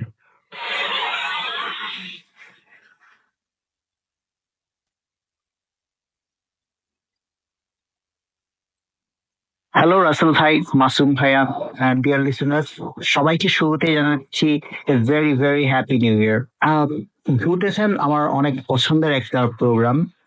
2017-তে আমি চাইবো ঘুরতেছেন যারা আরো বেশি ভালো হোক। অলরেডি অনেক ভালো, আর কত ভালো হতে পারে তা জানি না, তাও আশা থাকবে আরো ভালো হোক। যাই হোক, আমি সাদমান, কুয়ালালামপুর থেকে। বেশি কথা না বাড়িয়ে আমি আমার ঘটনায় চলে যাই। আমার ঘটনাটি ঘটে 2012 সালে, যখন আমি বাংলাদেশে ছিলাম। বাংলাদেশে আমাদের বাসাটা সিদ্ধেশ্বরীর কোনো এক এরিয়ায়, কোনো এক জায়গায় ছিল। আমি এক্সাক্ট লোকেশনটা বলছি না, বাট ওই এরিয়ার কোনো এক জায়গায় আমাদের বাসা ছিল। ঘটনাটা ঘটে আমাদের বাসার ঠিক ওপরের ফ্ল্যাটে। আমাদের ওপরের ফ্ল্যাটে থাকতেন এক কাপল, মানে এক আন্টি আঙ্কেল। তাদের এজ মোটামুটি 40+, বাট তাদের কোনো বেবি ছিল না। যাই হোক, তাদের বেবি ছিল না, এটা নিয়ে তাদের মোটামুটি কিছুটা কষ্ট ছিল। আর তারা শুধুমাত্র তারা দুজনেই থাকতেন তাদের বাসায়, আর তাদের সাথে কেউ থাকতো না। এরপর 2012 সালে, 2012 সালের শুরুর দিকে আমাদের বাসার কাছাকাছি একটা ম্যাটারনিটি হসপিটাল আছে। সেই হসপিটাল থেকে একটা বেবিকে ওনারা বাসায় অ্যাডপ্ট করে নিয়ে আসেন। বেবিটার মানে জন্মের পরপরই বেবির মা হয়তো মারা গিয়েছে বা কোনো একটা কারণবশত বেবিটাকে ওই হসপিটালেই পাওয়া যায়, এবং ওই হসপিটাল থেকে আন্টি আঙ্কেল ওনাদের বাসায় অ্যাডপ্ট করে নিয়ে আসেন। বিভিন্ন লিগাল ফর্মালিটিস ফিল আপ করে তারপর বেবিটাকে নিয়ে আসেন। কিন্তু ঘটনা ঘটে 2012-তে, যখন বেবিটাকে বাসায় আনা হয়। তারপর থেকে যখন বেবিটাকে বাসায় আনা হয় তখন থেকে তো আন্টি আঙ্কেল অনেক খুশি। স্বাভাবিকভাবেই তাদের কোনো যেহেতু সন্তান ছিল না, এখন তাদের সন্তান আছে, সেই জন্য তারা অনেক বেশি খুশি। এই জন্য তারা একটা গেট টুগেদার আয়োজন করে তাদের বাসায়। আমি বলে রাখা ভালো, আমাদের একদম ইমিডিয়েট উপরের ফ্লোরটাই ছিল তাদের বাসা। আমরা থাকতাম 4 তলায়, তাদের বাসাটা ছিল 5 তলায়। আমাদের উপরের ফ্লোরে উপরের বাসাটাই তাদের। যাই হোক, সেই দিন যেদিন বেবিকে নিয়ে আসে তার 2-3 পরে একটা গেট টুগেদার আয়োজন করে, সেখানে আমরা যাই। যাওয়ার পর আমি যখন প্রথম বেবিটাকে দেখি তখন দেখি যে বেবিটা হাসছে, কিন্তু হাসিটা নর্মাল বেবিদের মতো আমার কাছে লাগেনি। মনে হচ্ছিল যেন সে কোন একটা বড় মানুষই হাসছে, এটা বেবির স্মাইল না, এটা একটা বড় মানুষের স্মাইলের মতো। যাই হোক, আমি ব্যাপারটাকে খুব একটা গুরুত্ব দেইনি, কারণ হতেই পারে হয়তো অস্বাভাবিক কিছু না, আমার দেখার ভুল বা মনের ভুল। যাই হোক, তারপর সেই দিনের পরদিন না, তার ঠিক কয়েকদিন পরে বেবিটাকে নিয়ে আন্টি আমাদের বাসায় আসেন বেড়াতে। তারপর বেবিটাকে আমার রুমেই কিছুক্ষণ রাখেন। সেখানে বেবিটা যখন থাকে, আন্টির আম্মু তখন কথা বলছে, আর বেবিটা আমার বেডেই আছে। যাই হোক, তো ওনারা বেড থেকে একটু উঠে হয়তো রুমের বাইরে যান, আর তখন সেই মুহূর্তেই আমিও রুমে ছিলাম না, আমি পাশের রুমে ছিলাম। কিন্তু আমি পাশের রুম থেকে আমার রুমে রাখা গিটারের আওয়াজ শুনতে পাই। আমি ক্লিয়ার শুনতে পাচ্ছি যে কেউ যেন আমার রুম থেকে গিটার বাজাচ্ছে। আর গিটার টুংটাং শব্দ না, গিটার বেশ ভালোভাবেই বাজাচ্ছে, মিউজিক আসছে গিটারের। বাট বাসায় কিন্তু আমি ছাড়া আর কেউ গিটার বাজাতে পারে না, সুতরাং গিটার বাজাচ্ছে কে। আমি তাড়াতাড়ি করে আমার রুমে যাই। রুমে গিয়ে দেখতে পারি যে গিটার কেউই বাজাচ্ছে না, বেবিটা শুয়ে আছে, রুমে কেউই নেই, খালি বেবি। তার একটু দূরেই পাশেই বেডের উপরেই আমার গিটারটা রাখা। আমি খুব চিন্তা করি, ভাবি যে এতটুকু বাচ্চার পক্ষে তো গিটার বাজানোটা অসম্ভব ব্যাপার, তো ওর পক্ষে তো গিটার ধরাটাই অসম্ভব ব্যাপার। তাহলে গিটার সাউন্ড আসলো কোত্থেকে? আমি ক্লিয়ার শুনতে পেলাম আমার রুম থেকেই। মেবি আমার হ্যালুসিনেশন হচ্ছে, আমি ব্যাপারটা বুঝতে পারি না। বুঝতে না পেরে তা নিয়ে খুব একটা মাথাও ঘামাই না, আর আমি ভাবি যে মেবি হ্যালুসিনেশনই হচ্ছে। এরপর ঠিক ওই দিনের পর থেকে রাতে বিভিন্ন সময়ে আমি 3টার পরে আমি বলে রাখা ভালো, আমি রাতে বেশ রাত করেই ঘুমাতাম। এন্ড রাতে 3টার পরে আমি আমাদের ফ্ল্যাটের ঠিক উপরের ফ্ল্যাটটার থেকে বিভিন্ন ধরনের আওয়াজ পেতাম, যেমন কেউ মার্বেল খেলছে অথবা হাত নাড়াচ্ছে, বিভিন্ন ধরনের আওয়াজ উপর থেকে আসতো, উপরের ফ্ল্যাট থেকে। এবং উপরের ফ্ল্যাটে আন্টি আঙ্কেলরাই থাকতেন, ওই ফ্ল্যাট থেকে আওয়াজ আসতো বিভিন্ন ধরনের। তো ব্যাপারটা খুব weird যে ওই ফ্ল্যাট থেকে কিভাবে আওয়াজ আসে, সেখানে থাকেন শুধুমাত্র আন্টি আঙ্কেল আর ওই পিচ্চি একটা বাচ্চা। তো আওয়াজ এত রাতে মার্বেল খেলা ওখানে, এটা ইম্পসিবল। যাই হোক, আমি পরদিন পর পর 5 দিন আমি এরকম আওয়াজ পাই। পাওয়ার পরে আমি উপরে আন্টি আঙ্কেলকে বলি যে আপনাদের বাসা থেকে আমি বিভিন্ন ধরনের আওয়াজ পাই রাত 3টার পরে। ওনারা ব্যাপারটা মোটামুটি ভাবে আমলে নেন না, কিন্তু আমি লক্ষ্য করি যে আন্টি যেন তেমন একটু ডিফারেন্ট অ্যাটিটিউড দিচ্ছেন। মনে হচ্ছে উনি কিছু জানেন, বাট উনি কিছু বলছেন না। উনি বলছেন যে না, হতেই পারে, আওয়াজ আমাদের বাসা থেকে আসে না, হয়তো অন্য ফ্ল্যাট থেকে আসে, বাট এত রাত তাই হয়তো মনে হয় যেন আমাদের ফ্ল্যাট থেকে আসছে, যেহেতু আমাদের ফ্ল্যাটটা উপরে, মানে ওনাদের ফ্ল্যাটটা যেহেতু উপরে, তাই মনে হতেই পারে ওনাদের ফ্ল্যাট থেকে আসছে, বাট আসছে অন্য কোনো জায়গা থেকে। সেটা উনি বোঝাতে চান আমাকে। কিন্তু আমি সেদিন রাতেও আওয়াজ পাই এবং আমি খুব মনোযোগ দিয়ে খেয়াল করে শুনি যে আওয়াজ ওপর থেকে ওনাদের ফ্ল্যাট থেকেই আওয়াজটা আসছে, অন্য কোনো ফ্ল্যাট থেকে না। যাই হোক, আমি ওনাদের আর কিছু বলি না, কারণ ওনাদের কোনো বেবি ছিল না, এই বেবিটাকে অ্যাডপ্ট করে আনার পর ওনারা অনেক খুশি। সো এই বেবির এগেনস্টে বা বেবির এগেনস্টে আমি বলবো না, ওনাদের ওই বাসায় এগেনস্টে কোনো কিছু বললে ওনারা রাগ করতেই পারেন, স্বাভাবিক ব্যাপার, তাই আমি কিছু বলছি না। যাই হোক, এরপরে আমি ঘটনাটা তাদেরই পাশের ফ্ল্যাটে, মানে আমাদের উপরের ফ্লোরে থাকে আমার কিছু ফ্রেন্ড, তাদের সাথে আমি এই ঘটনাগুলো শেয়ার করি যে রাতে এরকম আওয়াজ আসে, ওদের বাসা থেকে আসে কিনা সেটাও একটু কনফার্ম হওয়ার চেষ্টা করি। বাট আমি কনফার্ম হতে পারি যে ওদের বাসা থেকে আওয়াজ আসে না, কিন্তু আমি কিছু জিনিস জানতে পারি। যেমন ওরা বলে যে লিফটে ওদের ফ্লোর থেকে, মানে যে ফ্লোরে আন্টি আঙ্কেল থাকেন সেই ফ্লোরে লিফটে উঠার পর, সেই ফ্লোরে লিফটে যদি কেউ একা উঠে, তাহলে লিফটে বিভিন্ন ধরনের আনইউজুয়াল জিনিসপত্র হয় মাঝে মাঝে। যেমন আমার ফ্রেন্ড একবার দেখেছে যে সে লিফটে একা ছিল, লিফটে কল দিল সে গ্রাউন্ড ফ্লোরের জন্য, কিন্তু লিফটটা চলে গেল উপরে। উপরে কেউ কলই দেয়নি, বাট লিফট চলে গেল উপরে। আবার সে ওপর থেকে নামার জন্য গ্রাউন্ড ফ্লোরে কল দিল, কিন্তু লিফটটা গ্রাউন্ড ফ্লোরের কলটা অফ হয়ে গেল, আবার ওই ফ্লোরে এসেই থেমে গেল, যে ফ্লোরে আন্টি আঙ্কেলরা থাকেন সেই ফ্লোরে। আবার লিফটের ভিতরে মাঝে মাঝে খুব ঘন ঘনই আমাদের লিফটের ভিতরে লাইটটা কেটে যেত, লিফটের ভিতরে লাইট গুলো সবগুলো নষ্ট হয়ে যেত, লিফট একদম ডার্ক হয়ে যেত ভেতরে। 2 দিন পর পর এরকম ঘটনা ঘটতো। এর জন্য কমিটি সিদ্ধান্ত নেয় যে লাইট কেউ ফিউজ করে বা কেউ নষ্ট করে কিনা সেটা দেখার জন্য একজন লিফট ম্যান রাখবেন। এন্ড ওখানে কয়েক লিফট ম্যান একজনকে অ্যাপয়েন্ট করা হয়। সেই লিফট ম্যান 2 দিন কাজ করার পর আর কাজ করতে চান না। তিনি বলেন যে লিফটে খুব আনইউজুয়াল ফিল হয়, স্পেশালি এই 5তলায়, মানে ওনাদের ফ্লোরে আসার পর থেকে, ওনাদের ফ্লোরে থামলে বা ওনাদের ফ্লোর থেকে উঠলে লিফটে খুব বেশি আনইউজুয়াল ফিলিং হয়। এই জন্য সে ওই লিফটে আর চাকরি করবেন না, সে জব ছেড়ে চলে যান আর কি ওখান থেকে। এরপর একদিন আমি আসলে হঠাৎ করেই, আমি বলবো না যে আমি দেখার জন্য বা বোঝার জন্য না, এমন কিছু না, আমি হঠাৎ করেই কোনো কারণে ওই ফ্লোর থেকেই লিফটে উঠি নিচে নামার জন্য। সো আমি লিফটে উঠি, আমি একা লিফটে উঠে আমি গ্রাউন্ডের কল দেই। দেওয়ার পর আমি ফিল করতে পারি, আমি লিফটের সামনে যে মিররটা থাকে, ফার্স্টে ফিল করি যে আমার পেছনে কেউ আছে। তারপরে আমি ওই মিররটায় তাকিয়ে দেখি আমার পেছনে আমারই হাইটের কেউ একজন দাঁড়িয়ে আছে। এটা দেখে আমার ব্রিদিং অফ হয়ে যায় বলতে গেলে। আমি খুব বেশি ভয় পেয়ে যাই, লিফটে আমি একা উঠলাম, আর আমাদের বিল্ডিংসটায় খুব বেশি ফ্ল্যাট নেই। সো আমি সবাইকেই চিনি ওখানে, আমার পেছনে ওটাকে, আর সে পেছনের পার্সেন্টের হাইট মোটামুটি আমার সমান, আর আমার হাইট 5'10".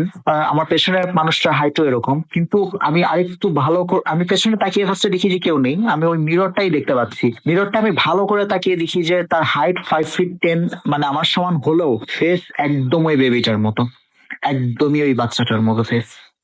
এটা দেখে আমি লিফটের ভেতরেই পড়ে যাই। লিফটটা যখন আমি যাই না তারপরে কিভাবে লিফটে কি হয়, বাট আমি তারপরে যখন চোখ খুলি আমি দেখতে পাই যে আমি আমার বাসায়। আম্মু আমাকে বলছে যে কি হয়েছিল লিফটে, লিফটের ইলেকট্রিসিটি চলে গেছিল নাকি কি হয়েছিল, তুমি লিফটের ভিতরে অজ্ঞান হয়ে গেছিলে কেন, আর তোমাকে সিকিউরিটি গার্ড দিয়ে গেছে বাসায়। আমি তারপর সব ঘটনাই আম্মুকে বলি। আম্মুকে বলার পরে আম্মু তারপর বলে যে মেবি মনের ভুল হতে পারে, আর না মনের ভুল হলেও ওই ফ্লোর থেকে আর লিফটে ওঠার কোনো দরকার নেই। এরপর আস্তে আস্তে বেশ অনেকদিন কেটে যায়, আমরা শব্দও পাই, আমি শব্দগুলো রাতে আমার আম্মু আব্বুকে শোনাই, তারাও শুনতে পায় শব্দগুলো। যাই হোক, এরপরে বেশ কয়েকদিন কেটে যায়, আর এর মাঝে ওই বাসায় আরো কয়েকজন আমাদের নেইবার তারা গিয়েছিলেন, তারাও বিভিন্ন ধরনের জিনিস ফিল করতে পারেন। যেমন একদিন ওনাদের বাসায়, ওই আন্টি আঙ্কেলের বাসায় যাওয়ার পর ভেতরে ফিল করতে পারেন যে অসম্ভব গরম, অথচ তখন ছিল শীতকাল। উইন্টার সিজনে বেশ বেশ ঠান্ডা, কিন্তু ভেতরে প্রচুর গরম ওই বাসার ভেতরে।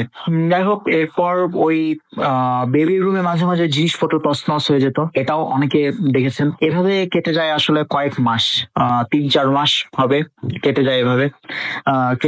এরপর একদিন হঠাৎ করে আঙ্কেল বিকাল মানে সন্ধ্যার দিকে তিনি অফিসে তার ইউজুয়াল টাইমে বাসায় ফেরেন।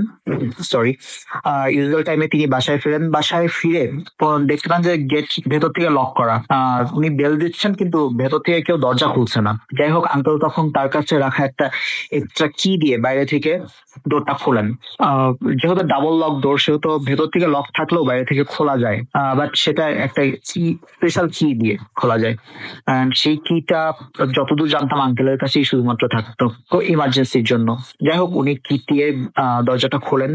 খুলে আঙ্কেল যখন ভেতরে ঢুকেন, তখন দেখতে পারেন যে বাসার ভেতরে সব কিছু একদম তছনছ হয়ে আছে।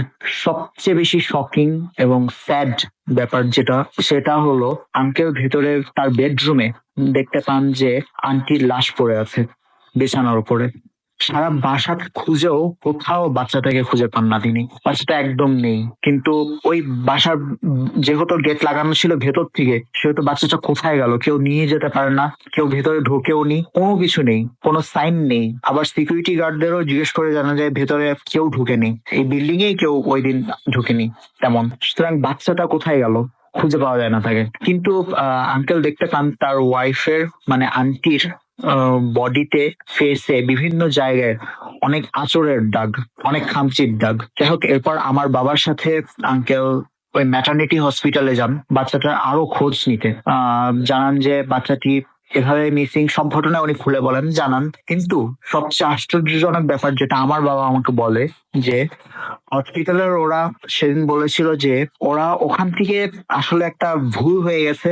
সেটা হলো ওরা ওখান থেকে যে বাচ্চাটাকে আঙ্কেলকে দেওয়ার কথা ছিল সেই বাচ্চাটাকে দেয়নি, না দিয়ে অন্য একটা বাচ্চাকে দিয়েছিল, যে বাচ্চাটা ক্লিনিক্যালি ডেড হিসেবে জন্ম নিয়েছিল। মানে সে জন্মের পরপরই সেই বাচ্চাটি মারা যায়। সেই বাচ্চাটিকেই আঙ্কেল অ্যাডপ্ট করে এনেছিলেন। কিভাবে একটা মৃত বাচ্চা, একটা ডেড বেবিকে আঙ্কেল নিয়ে আসতেন, তাও সে জীবিতর মতো, সে জীবিত মানুষের মতোই ছিল, সবকিছু করতো। এটা কিভাবে পসিবল? এই অ্যান্সার কেউই জানেন না। আমরা জানার চেষ্টা করি, অনেক হুজুর বলেন যে হয়তো বাচ্চাটা জিনের ছিল, অথবা জিনের দ্বারা পজেস ছিল, বা কিছু একটা ছিল। বাট আমরা এটাই জানতে পারি যে ওটা একটা মিস্টেকের কারণে বাচ্চাটা বদল হয়ে যায়। বাচ্চাটা আঙ্কেল ভুলে ডেড একটা বেবি নিয়ে আসে বাসায় অ্যাডপ্ট করে। এন্ড সেই বাচ্চাটিকেই আমি লিফটে দেখি, যার ফেসটা ওরকম কিন্তু হাইট আমার সমান। আমি না, শুধু আমাদের বিল্ডিং এর অনেকেই দেখতে পাই এভাবে। তো এই ছিল মূলত আমার ঘটনা। আমি জানি না এটা শুনতে কতটা ভয়ঙ্কর, কিন্তু এটা ফেস করতে খুব বেশি ভয়ঙ্কর ব্যাপার। এটা শুধুমাত্র যে ফেস করবে সেই বুঝতে পারবে। যাই হোক, সবাইকে once again a very very happy new year. সবাই ভালো থাকবেন। Mood FM. The night comes alive with Graminphone.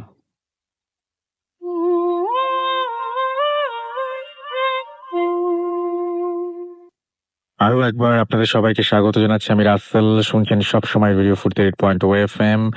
আর একটার পর একটা দারুণ দারুণ ঘটনা শুনছি আমরা। আমার হাতে আরো একটা ইমেল আছে, যে ইমেলটা আমি এই মুহূর্তে পড়তে চাই। তো আমাকে লিখেছেন, গুড মর্নিং রাসেল ভাই। যখন লিখেছিলেন তখন মর্নিংই ছিল, এখন তো আর সেটা নেই। I have shared some authentic story.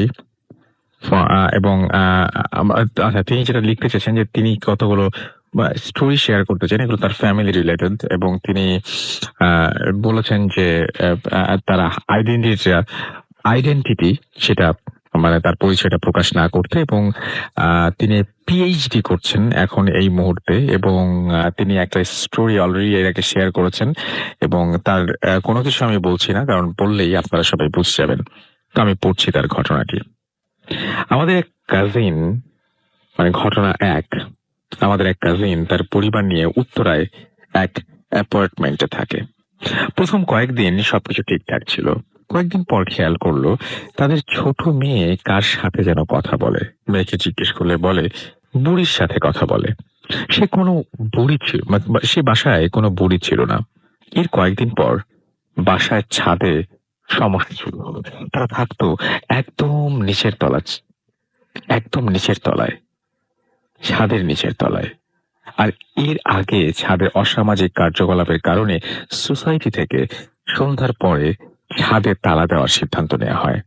এখন রাত হলেই ছাদে আসবাবপত্র টানাটানির আওয়াজ পাওয়া যেত, মনে হতো অনেকে একসাথে দৌড়াদৌড়ি করছে। একদিন অতিষ্ঠ হয়ে কাজিন তার বাসার কেয়ারটেকারকে ফোন দিল। ফোন দিয়ে বলল, এ কি, এখন কি ছাদে তালা দেওয়া না?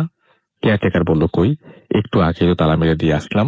কাজিন তাকে বাসায় আসতে বললেন। উনি বাসায় আসলে দুজন মিলে ছাদে গেলেন, গিয়ে দেখলেন যে দরজায় তালা দেয়া আছে। এরপর তালা খুলে ভেতরে ঢুকলেন, পুরো ছাদ ঘুরে ফিরে কিছুই পেলেন না।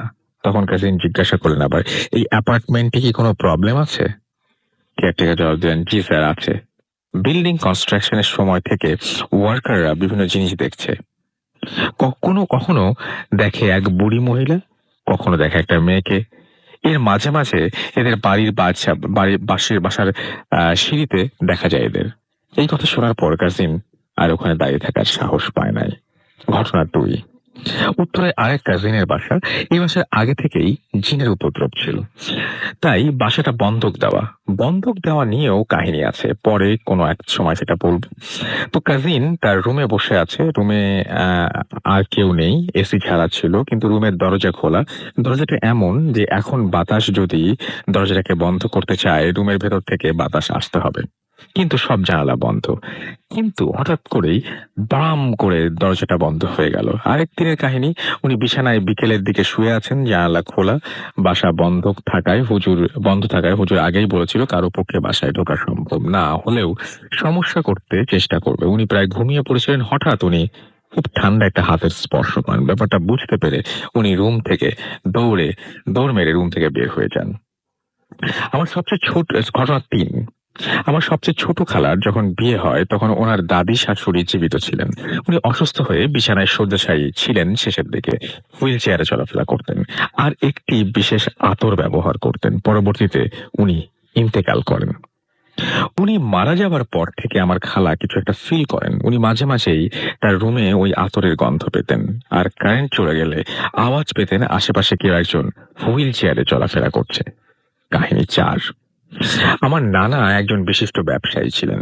উনি ব্যবসার কাজে অনেক দেশেই যেতেন। একবার নানি ও মামা খুবই ছোট, তখন কয়েক মাস বয়স হবে, তারা সবাই লন্ডনে ব্যবসার কাজে গেছেন। এখানে একটি হোটেলে সবাই মিলে উঠেছেন। নানা তার কর্মচারীদের নিয়ে ব্যবসার কাজে সকালেই হোটেল থেকে বের হয়ে যেতেন।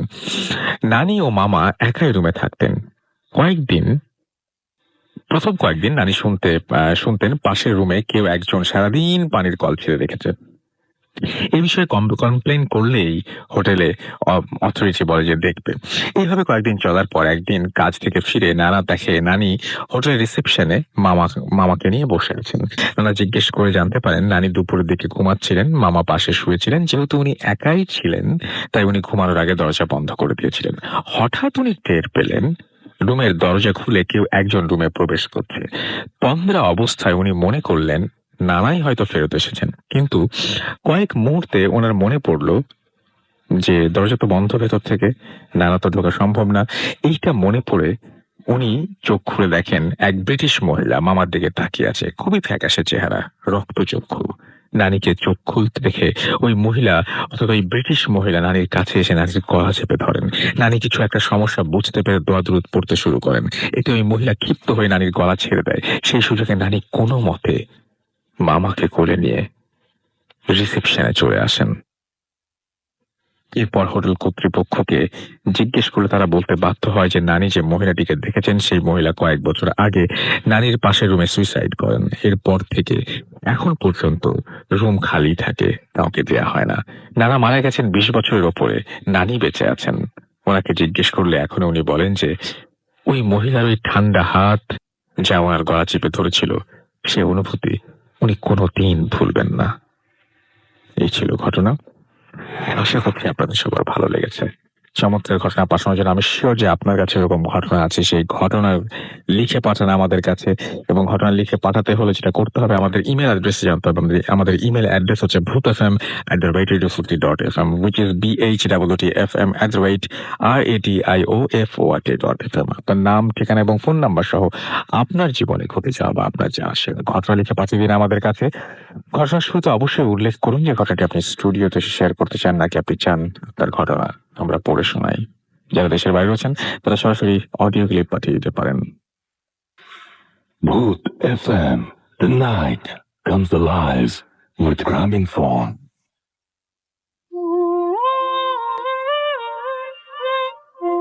আরো একবার আপনাদের সবাইকে স্বাগত জানাচ্ছি। আমি রাতুল, শুনছেন সবসময় রেডিও ফুড 100.0 FM। আর এইবার আমার কাছে আরো একটা ঘটনা রয়েছে, সেটা হচ্ছে নিজের লাশ যদি কখনো আপনি নিজে দেখতে পান কেমন লাগবে। ধরুন কোনো একদিন এলো ছোট্ট এক অ্যাম্বুলেন্স, ভেতরে দেখলেন আপনি নিজেই শুয়ে আছেন। কি গুলিয়ে যাচ্ছে সব। 11 ফেব্রুয়ারি 2012 ঘটনাটি পড়েছিলাম, আজ আবার শুনবো। লিখেছেন আমাকে, হ্যালো ভাইয়া, আমি রাত্রি Saha and recently I am living in Toronto, Canada. আমি আজকে যে ঘটনাটা শেয়ার করতে যাচ্ছি সেটা আজকে থেকে 1 বছর আগের কথা। আমি তখন আমার ফ্যামিলির সাথে ঢাকা বাড়িধারায় থাকতাম। আমি প্রায় রাতের বেলা ব্যালকনিতে দাঁড়িয়ে গান শুনতাম। এবং সেটা ছিল সেদিন শনিবার। সেই রাতেও আমি যথারীতি বারান্দায় দাঁড়িয়ে গান শুনছিলাম। রাত বাজে তখন 1টা। সেদিন কেন জানি আমার অনেক ভয় লাগছিল। এই জন্য সেদিন আমি বেশি রাত না করে রুমে চলে আসলাম। রুমে ঢুকে দেখলাম লাইট অফ, কিন্তু আমার স্পষ্ট মনে আছে দ্যাট আমি লাইটটা অন করে গিয়েছিলাম, কিন্তু ব্যাপারটাকে আমি বেশি গুরুত্ব না দিয়ে লাইটটা অন করলাম। অন করে যা দেখলাম সেটা দেখার জন্য সেটা দেখে আমার সারা শরীর বরফের মতো জমে গিয়েছিল। আমি দেখলাম যে আমার বেডে আমার মতো দেখতে সেম একটা মেয়ে শুয়ে আছে। তার পরনের কাপড় পর্যন্ত হুবহু আমার মতো ছিল। সে আমার দিকে তার বড় বড় চোখ দিয়ে তাকিয়ে রয়েছে। কিছু সেকেন্ড পর সে উঠে আমার দিকে এগিয়ে আসলো। এটা দেখে আমি আমার জ্ঞান হারিয়ে ফেলি। জ্ঞান ফেরার পর আমি দেখলাম যে আমি আমার বেডে শুয়ে আছি আর আমার মা পাশে কান্না করছে।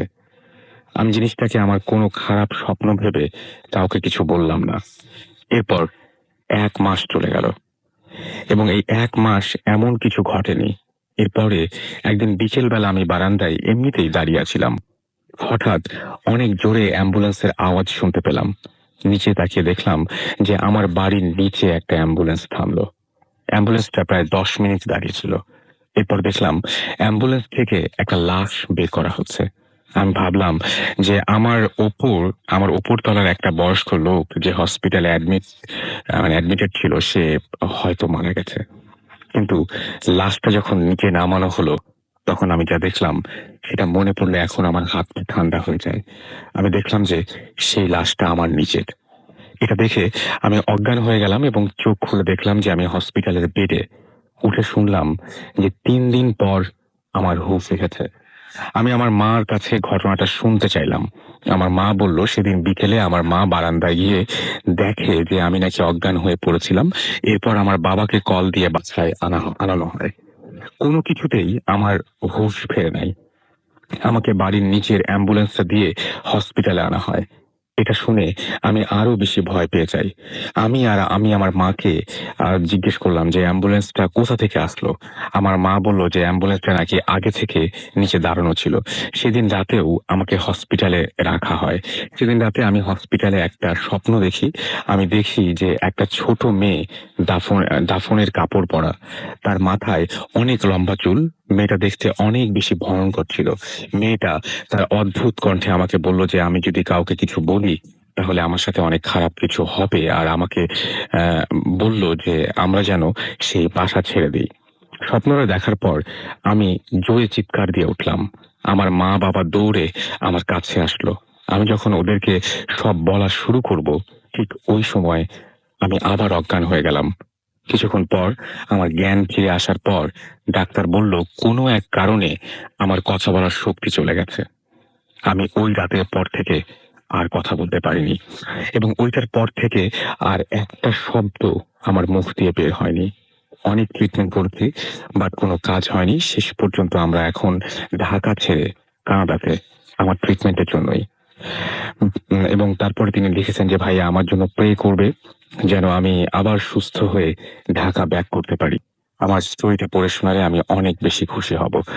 সো এই ছিল ঘটনা, এবং আমি যদি এই ঘটনাটা এরকম ঘটেই থাকে তাহলে আমি দোয়া করি যে আপনি যেন সুস্থ হয়ে খুব দ্রুত আমাদের মাঝে ফিরে আসেন, এবং আশা করি যে আপনি আবারও কথা বলবেন। সেটা অবশ্যই সেরকম একটা প্রার্থনা আপনার জন্য আমাদের থাকবেই। Bhoot FM. The night comes alive with Graminphone.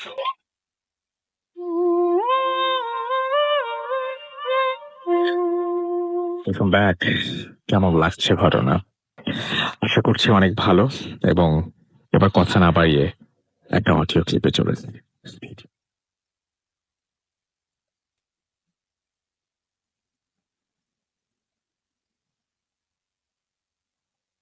আসসালামু আলাইকুম রাসেল ভাই, আমি টিপু বলছি লন্ডন থেকে।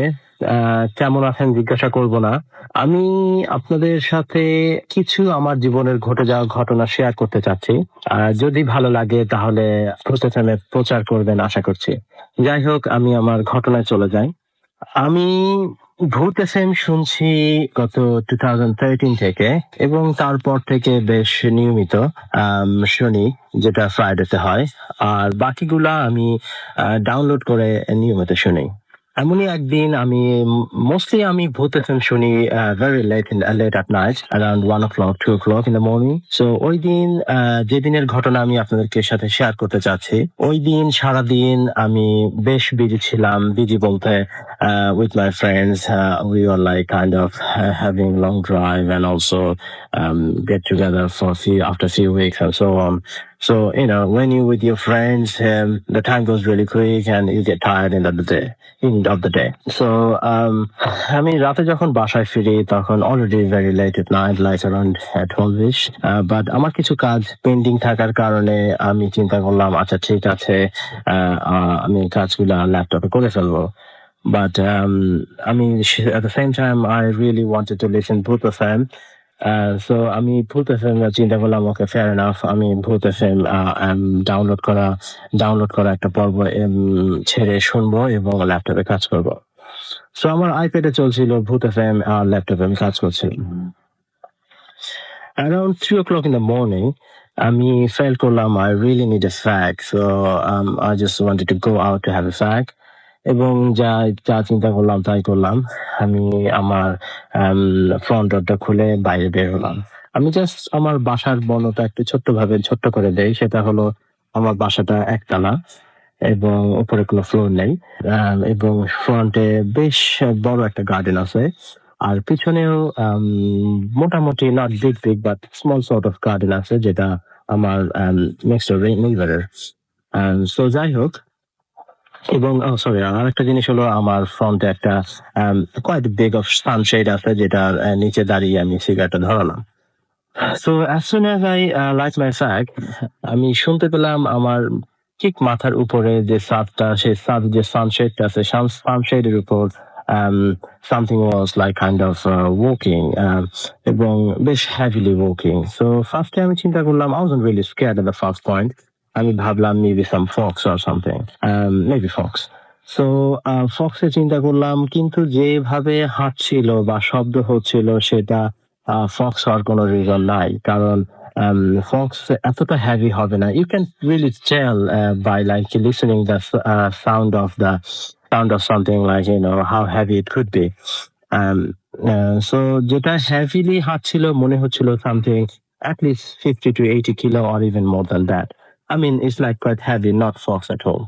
এবং দেন শব্দটা অনেকটা কাইন্ড অফ এমন ভাবে হচ্ছিল যে ধুক ধুক ধুক এই টাইপের। সো ফক্স মোস্ট প্রবাবলি এইভাবে শব্দ করে হাঁটবে না, এবং তার ওইখানে দাঁড়িয়ে হাঁটার কথা না। ফক্স হেঁটে দৌড় দিয়ে চলে যাবে বা সো অন, মানুষের আওয়াজ পেলে। যাই হোক ওইভাবে শব্দ প্রায় 8-10টা সাউন্ড হওয়ার পরে আমি একটুখানি ঘাবড়ে যাই এবং চিন্তা করলাম যে it is not really fox, it could be something else.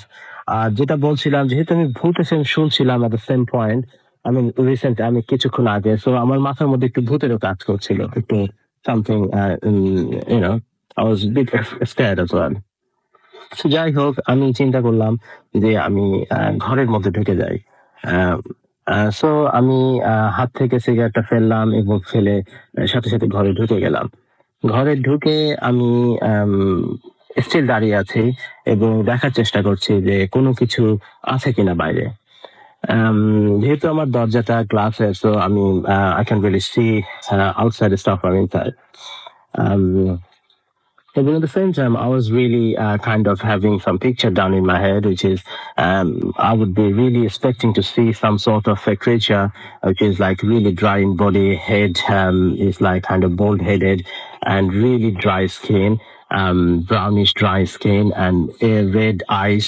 And also, I can imagine in my head, he's all kind of this stuff, mouth would be full of blood and kind of bleeding face. যাই হোক, এইভাবে চিন্তা করছি এবং একটু ভয় পাচ্ছি। So প্রায় 10 মিনিটের মতো আমি ওয়েট করলাম টু সি সামথিং, যেহেতু কিছুই হলো না ফরচুনেটলি, কিছু হলো না। So I just thinking, okay, maybe I had really long day, so my head is heavy, so I should take a rest, I should go to bed.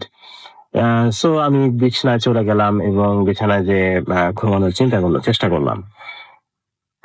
ঘুমানোর চেষ্টা করছি, but I could not really sleep until half an hour or 40 minutes maybe. And because I just keep thinking of this creature and also try to see through my door and window. Some sort of আমি যদি বিছনায় শুই, আমার bedroom থেকে আমার বাইরের দরজাটা দেখা যায় through door and window. So I just keep looking at it and nothing really happened and nothing really I could see. যাই হোক, as I said, maybe around 40 minutes পরে আমি ঘুমিয়ে গেলাম এবং I had a good sleep. সকালে যখন উঠলাম, it's like around 11ish. So ঘুম থেকে উঠে আমি just kind of laughing myself. Oh, last night was really, I was so dumb. I just get scared for no reason. And I just like kind of from out of curious, I just went outside, and as soon as I went out, and I got the biggest shock in my life. It is the twisted and most scary part, I believe. যেভাবে বললাম যে last night আমি যেটা চিন্তা করেছিলাম যে তার মুখ থেকে ব্লাড ঝরছে বা blood kind of bleeding face. So আমি যেখানে দাঁড়িয়ে সিগারেটটা ধরিয়েছিলাম এবং যেখানে এক্সপেক্ট করছিলাম যে কিছু থাকবে, ঠিক সেই জায়গাটায় বেশ খানিক রক্ত টপ টপ করে পড়েছে এবং ওটা কাইন্ড অফ জমাট বেঁধে গিয়েছে এবং বোঝা যাচ্ছে যে রক্তটা definitely from last night or few hours back, because তার আগে আমি যেহেতু বাসায় ছিলাম বা তার আগে ওখানে ব্লাড আসার কোনো রিজনই নাই। So I was really scared to see this blood, and I just kept thinking there is no way this blood should be coming from nowhere to my door. And yeah, I was scared. So এটা ছিল আমার ঘটনা এবং তারপরে আর কিছু হয় না এবং আমি জানিও না কি এখানে ছিল বা কিছু ছিল কিনা। So it's kind of unexplainable to me, and I don't really wanted to say it again, and that's all really my story is. And ঘটনাটা ভালো লাগলে শেয়ার করবেন এবং আমার আরো বেশ কিছু ঘটনা আছে, আমি আপনাদেরকে একটা একটা করে সেন্ড করবো। Thank you very much, Russell Bhai, once again for your time to listen my story, and to all other listeners of Bhoot FM and Bhoot FM Jindabad. Allah Hafiz. Good luck. Bye. Shruti. Hello, Cox's Bazar travel. ভাই, রাত 12টার বাসে কক্সবাজারের দুটো seat Comes alive with Grabbing Phone.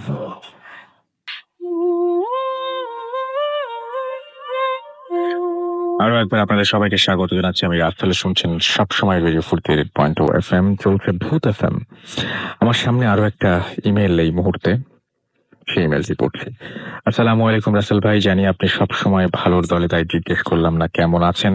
সঙ্গত কারণে আমি স্টুডিওতে আসতে পারবো না, তাই আমার সাথে ঘটে যাওয়া ঘটনাটি লিখে শেয়ার করছি। ঘটনাটি আমার সাথে ঘটেছে আজ থেকে বেশ কিছুদিন আগে। তখন আমার এসএসসি টেস্ট এক্সাম চলছিল। তার কিছুদিন আগে আমার একটা ছোট্ট বোন হয়েছিল। তো এক রাতে এক্সাম চলাকালীন সময়ে আমি আমার পড়াশোনা শেষ করে প্রায় অনেক রাতেই ঘুমোতে যাই। হঠাৎ করেই রাত প্রায় 1টা থেকে 2টার মধ্যে আহ, এই সময়টা ছিল, আমি একটা স্বপ্ন দেখি। স্বপ্নটা আমাকে আমাকে নিয়েই। আমি আমার বাসার মনোয়ারা দিয়ে দিই।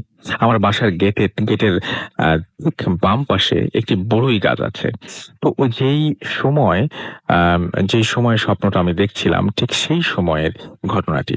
আমি সেই সময় দেখি যে বড়ই গাছটির নিচে আমি দাঁড়িয়ে আছি। তো আমার বাম পাশ থেকে একটা অ্যাম্বুলেন্স আসলো এবং গাড়িটা থেকে 2টা লোক নেমে এসে আমাকে বলল, অপি, আমরা তোমায় একটা লাশ দিচ্ছি, দয়া করে ভাই সেটা ঠিক করে দাফন করে দিও। আমি আর কিছু না ভেবে বললাম, আচ্ছা ঠিক আছে, দেখে যান, দেখছি। এবং কথাটা বলা মাত্র ওরা দুজন গাড়ি নিয়ে উধাও হয়ে গেল। আমি সাহস করে সামনে এগিয়ে গিয়ে দেখলাম ওই লাশটা। ও, আর একটু ওরা আমাকে বলেছিল যে লাশটা ছিল একটা অ্যাক্সিডেন্টাল লাশ। তো আমি যখন গিয়ে লাশটা দেখলাম তখন লাশটার মুখটা স্পষ্ট দেখতে পেলাম না, আর যে জিনিসটা ওর গায়ে কোনো স্পট ছিল না, যেটা দেখে আমি বুঝবো যে এইটা একটা অ্যাক্সিডেন্টাল লাশ। তো যাই হোক, আমি দাঁড়িয়ে দাঁড়িয়ে 7-5 চিন্তা করতে লাগলাম। এমন সময় আমি 2জন লোককে দেখলাম রাস্তা দিয়ে হেঁটে আসছে। আমি ওদের ডাক দিয়ে বললাম যে, ভাই দেখেন, আমাকে তো এইরকম 2জন লোক একটা লাশ দিয়ে গেছে, তো এখন এটা দাফন করতে হবে, আপনারা কি আমাকে সাহায্য করবেন?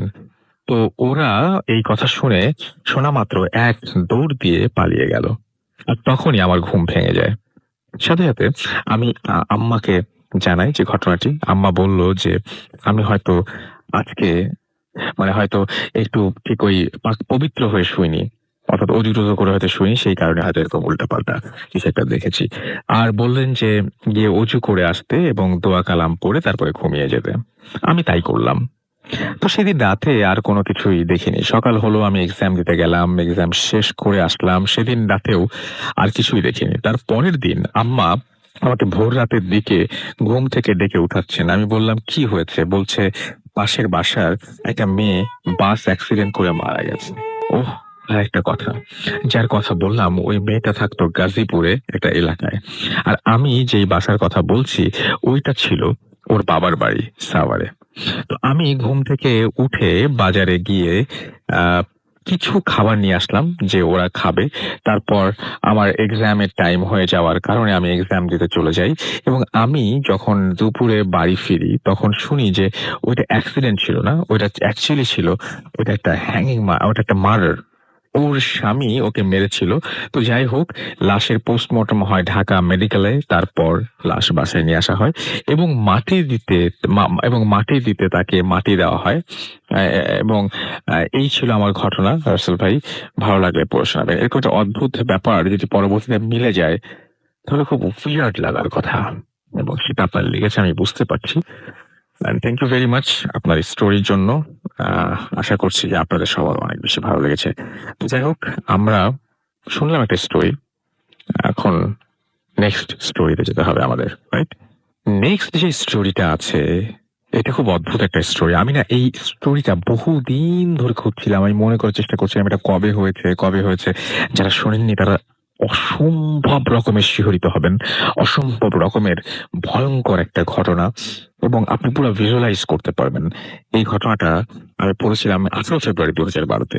একটা বৃদ্ধ দম্পতিকে নিয়ে এই ঘটনাটি, এবং এটা অসম্ভব সুন্দর একটি ঘটনা। চলুন শুনে আসি। আমার নাম মান্নি জাহান, MANNY, আমি জানি না কি উচ্চারণ করব নামটা, মান্নি জাহান, এবং তিনি বলেছেন যে আমার বয়স 30। আমি আপনাদের সাথে আজকে যে ঘটনাটি শেয়ার করতে চাই সেটি ঠিক আমার নয়, আমার মায়ের জীবনে ঘটে যাওয়া একটি ঘটনা। ঘটনাটি আপনাদের কাছে কতটুকু বিশ্বাসযোগ্য মনে হবে কিংবা গ্রহণযোগ্যতা পাবে জানি না, কিন্তু এটি একটি সত্য ঘটনা। স্বাধীনতা যুদ্ধের পর 1974-এর দিকে আমার মা বাবা ঢাকার ধানমন্ডিতে দাদা দাদির বাড়িতে চলে আসেন। এর আগে তারা মতিঝিলে থাকতেন। আমার মা মিশুক স্বভাবের মানুষ তিনি আস্তে আস্তে আশেপাশের মানুষের সাথে পরিচিত হতে লাগলেন। দাদার বাড়ির ঠিক মুখোমুখি যে বাড়িটা, সেখানে থাকতেন একটি বৃদ্ধ কাপল। তাদের বাড়িতে একজন কেয়ারটেকার ছাড়া আর কেউ ছিল না। আমার মা তাদের খুব পছন্দ করতেন, কিন্তু কখনো তাদের বাসায় যাওয়া হয়ে উঠতো না। বারান্দা থেকে মা প্রায়ই দেখে জিজ্ঞেস করতেন যে কেমন আছেন, এবং তারাও হাসি মুখে উত্তর দিত। বড় বারান্দায় বড় বারান্দায় বসে পেপার পড়তেন একজন বৃদ্ধ, এবং বুড়ি পাশের চেয়ারে বসে উল দিয়ে সোয়েটার বুনতেন। বুড়ো প্রায়ই বাজার করে বাসায় ফিরতেন। তারা মর্নিং ওয়াকে যেতেন। বলা চলে খুব সুখী একটি পরিবার। তাদের বাসা থেকে কখনোই কোনো চিৎকার, চেঁচামেচি এই সমস্ত শব্দ পাওয়া যেত না। এর মাঝে একদিন তাদের বাসা থেকে বাচ্চাদের কোলাহল শোনা গেল। মা জিজ্ঞেস করে জানতে পারলেন যে আমেরিকা থেকে তাদের ছেলে এবং ছেলেদের বউ, নাতি নাতনি এরা সবাই এসেছে। এর কিছুদিনের মধ্যেই আমার চাচার বিয়ে ঠিক হয়। দাদি মাকে দাওয়াত দেওয়ার জন্য, দাদি সেই মহিলাকে দাওয়াত দেওয়ার জন্য তাদের বাসায় পাঠালেন। তার মাকে বাসায় পাঠালেন আর কি। মা গিয়ে বৃদ্ধার সাথে বসে বেশ কিছুক্ষণ গল্প করলেন। বৃদ্ধ মহিলাকে দেখতে না পেয়ে জিজ্ঞেস করলেন যে তিনি কোথায়। আচ্ছা, তার মানে বৃদ্ধর সাথে গল্প করলেন এবং বৃদ্ধ মহিলাকে দেখতে না পেয়ে তিনি জিজ্ঞেস করে তিনি কোথায়। বৃদ্ধ মাকে বললেন যে বৃদ্ধা নাকি যুদ্ধের সময়ই মারা গেছে। মা নিজের কানকে বিশ্বাস করতে পারলেন না। তাহলে তিনি যাকে এতদিন ধরে প্রতিনিয়ত দেখে আসছেন, তিনি কে? এমন নয় যে মা আগে সেই বৃদ্ধাকে চিনতেন আর সেই জন্যই হয়তো ওনাকে দেখেছেন একই রকম চেহারা, এরকমও কিছু নয়। এই সত্যটি জানার পর তিনি কখনোই সেই বৃদ্ধার দেখা পাননি। Bhoot FM. The night comes alive.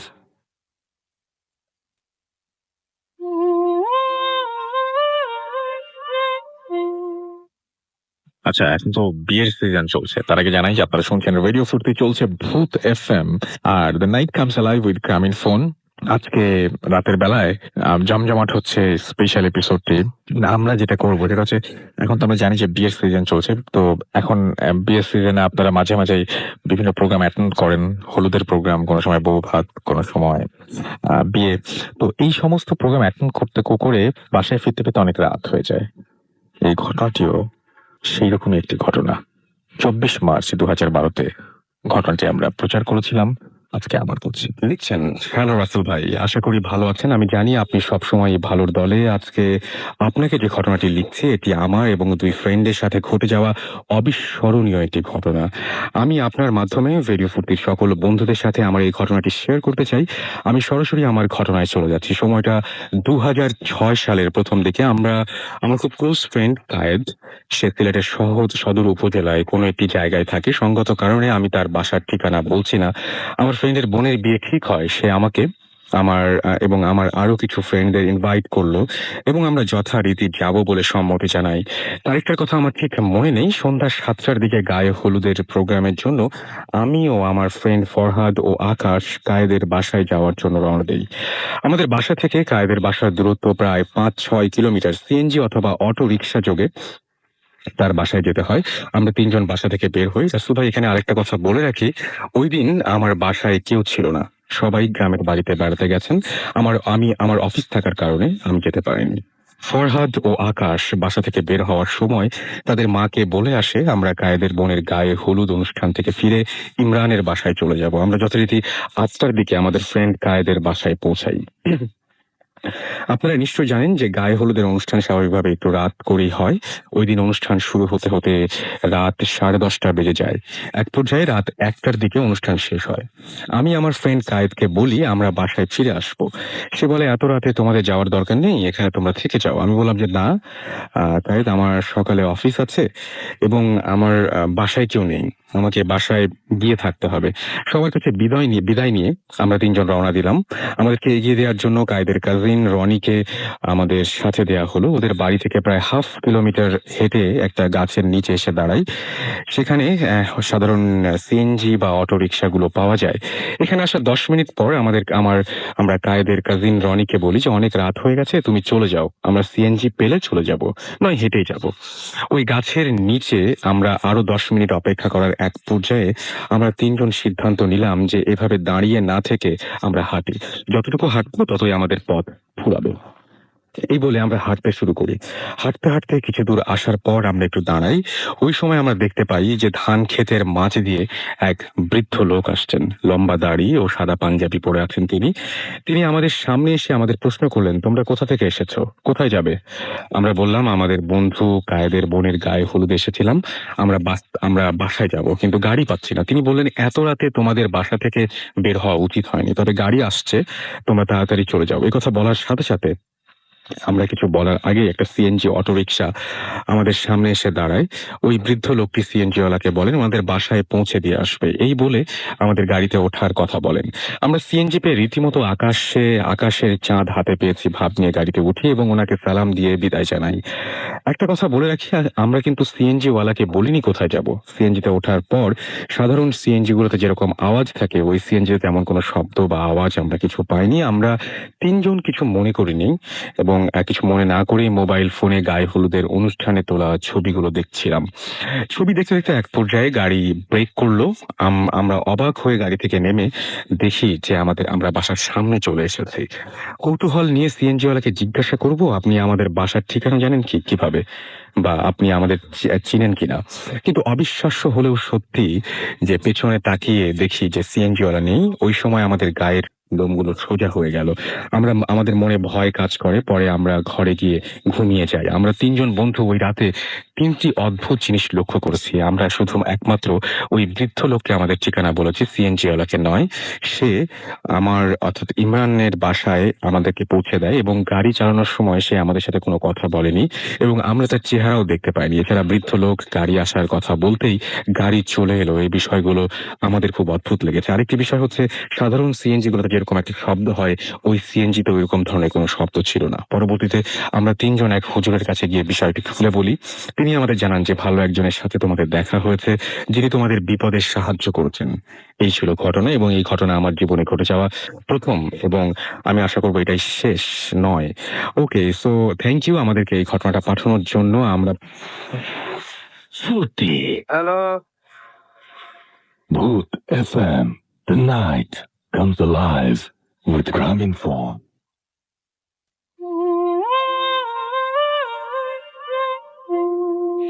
Welcome back. শুনছেন সবসময় রেডিও 48.0 FM। আমি রাসেল আছি সাথে এবং চলছে ভূত এফএম। এবং এখন যেটা করবো সেটা হচ্ছে আরো একটা লাশের ঘটনা শুনবো। ঢাকা থেকে বরিশাল যেতে হবে লাশ নিয়ে। ঢাকা থেকে বরিশাল যাচ্ছে লাশ। আমরা ঘুরে আসি 31 মার্চ 2012। আমাকে লিখছেন যে রাসেল ভাই, গতকাল অর্থাৎ আজকে সেই গতকাল ধরলে হবে না, উনি যে ঘটনাটা বলছেন সেটা হচ্ছে 22/3/2012 এবং এই তারিখের ঘটনা শুনলাম। জানি না এর সত্যটা কতটুকু। আমি জিয়াজ, ঢাকা উত্তরা থেকে বলছি। গতকাল আমরা কয়েকজন ফ্রেন্ড মিলে ভূত এফএম নিয়ে কথা বলছিলাম। তখন আমার একজন ফ্রেন্ড তার একটি ঘটনা বলছিল, যা হলো এইরকম। ঘটনাটা এরকম যে আমার ওই ফ্রেন্ডের নাম হলো শাকিল। ও ঢাকা বনশ্রীতে থাকে। ওর কিছু বিজনেস আছে। এর মধ্যে একটা বিজনেস হলো ওর কয়েকটা পিক আপ ভ্যান আছে এবং ও সেগুলো ভাড়া দেয়। বেশ কিছুদিন আগের ঘটনা। ওই দিন ওর একটা গাড়ির ড্রাইভার অনেকগুলো ট্রিপ দিয়েছিল, তাই যথারীতি ড্রাইভারটি অনেক ক্লান্ত ছিল। কিন্তু হঠাৎ করে রাত 10টার দিকে একটা ট্রিপ আসে, যেটাতে তাদেরকে ঢাকা থেকে বরিশাল যেতে হবে একটি লাশ নিয়ে। আমার ফ্রেন্ড সে চিন্তা করে যে বসে না থেকে সে বসে থেকে আর কি লাভ হবে, তার চেয়ে ট্রিপটাতে গেলে কিছু টাকা আসবে। এই ভেবে সে নিজেই সিদ্ধান্ত নেয় যে সে বরিশাল যাবে। রাত 11টার দিকে সে তার গাড়ি নিয়ে ঢাকা মেডিকেল কলেজ হসপিটালের সামনে যায়। ওখান থেকে একটা লাশ উঠানো হয়। লাশটি একটা চাটাই দিয়ে মোড়ানো ছিল। ওরা গাড়িতে তোলার আগে একবার লাশটি দেখে নিয়েছিল।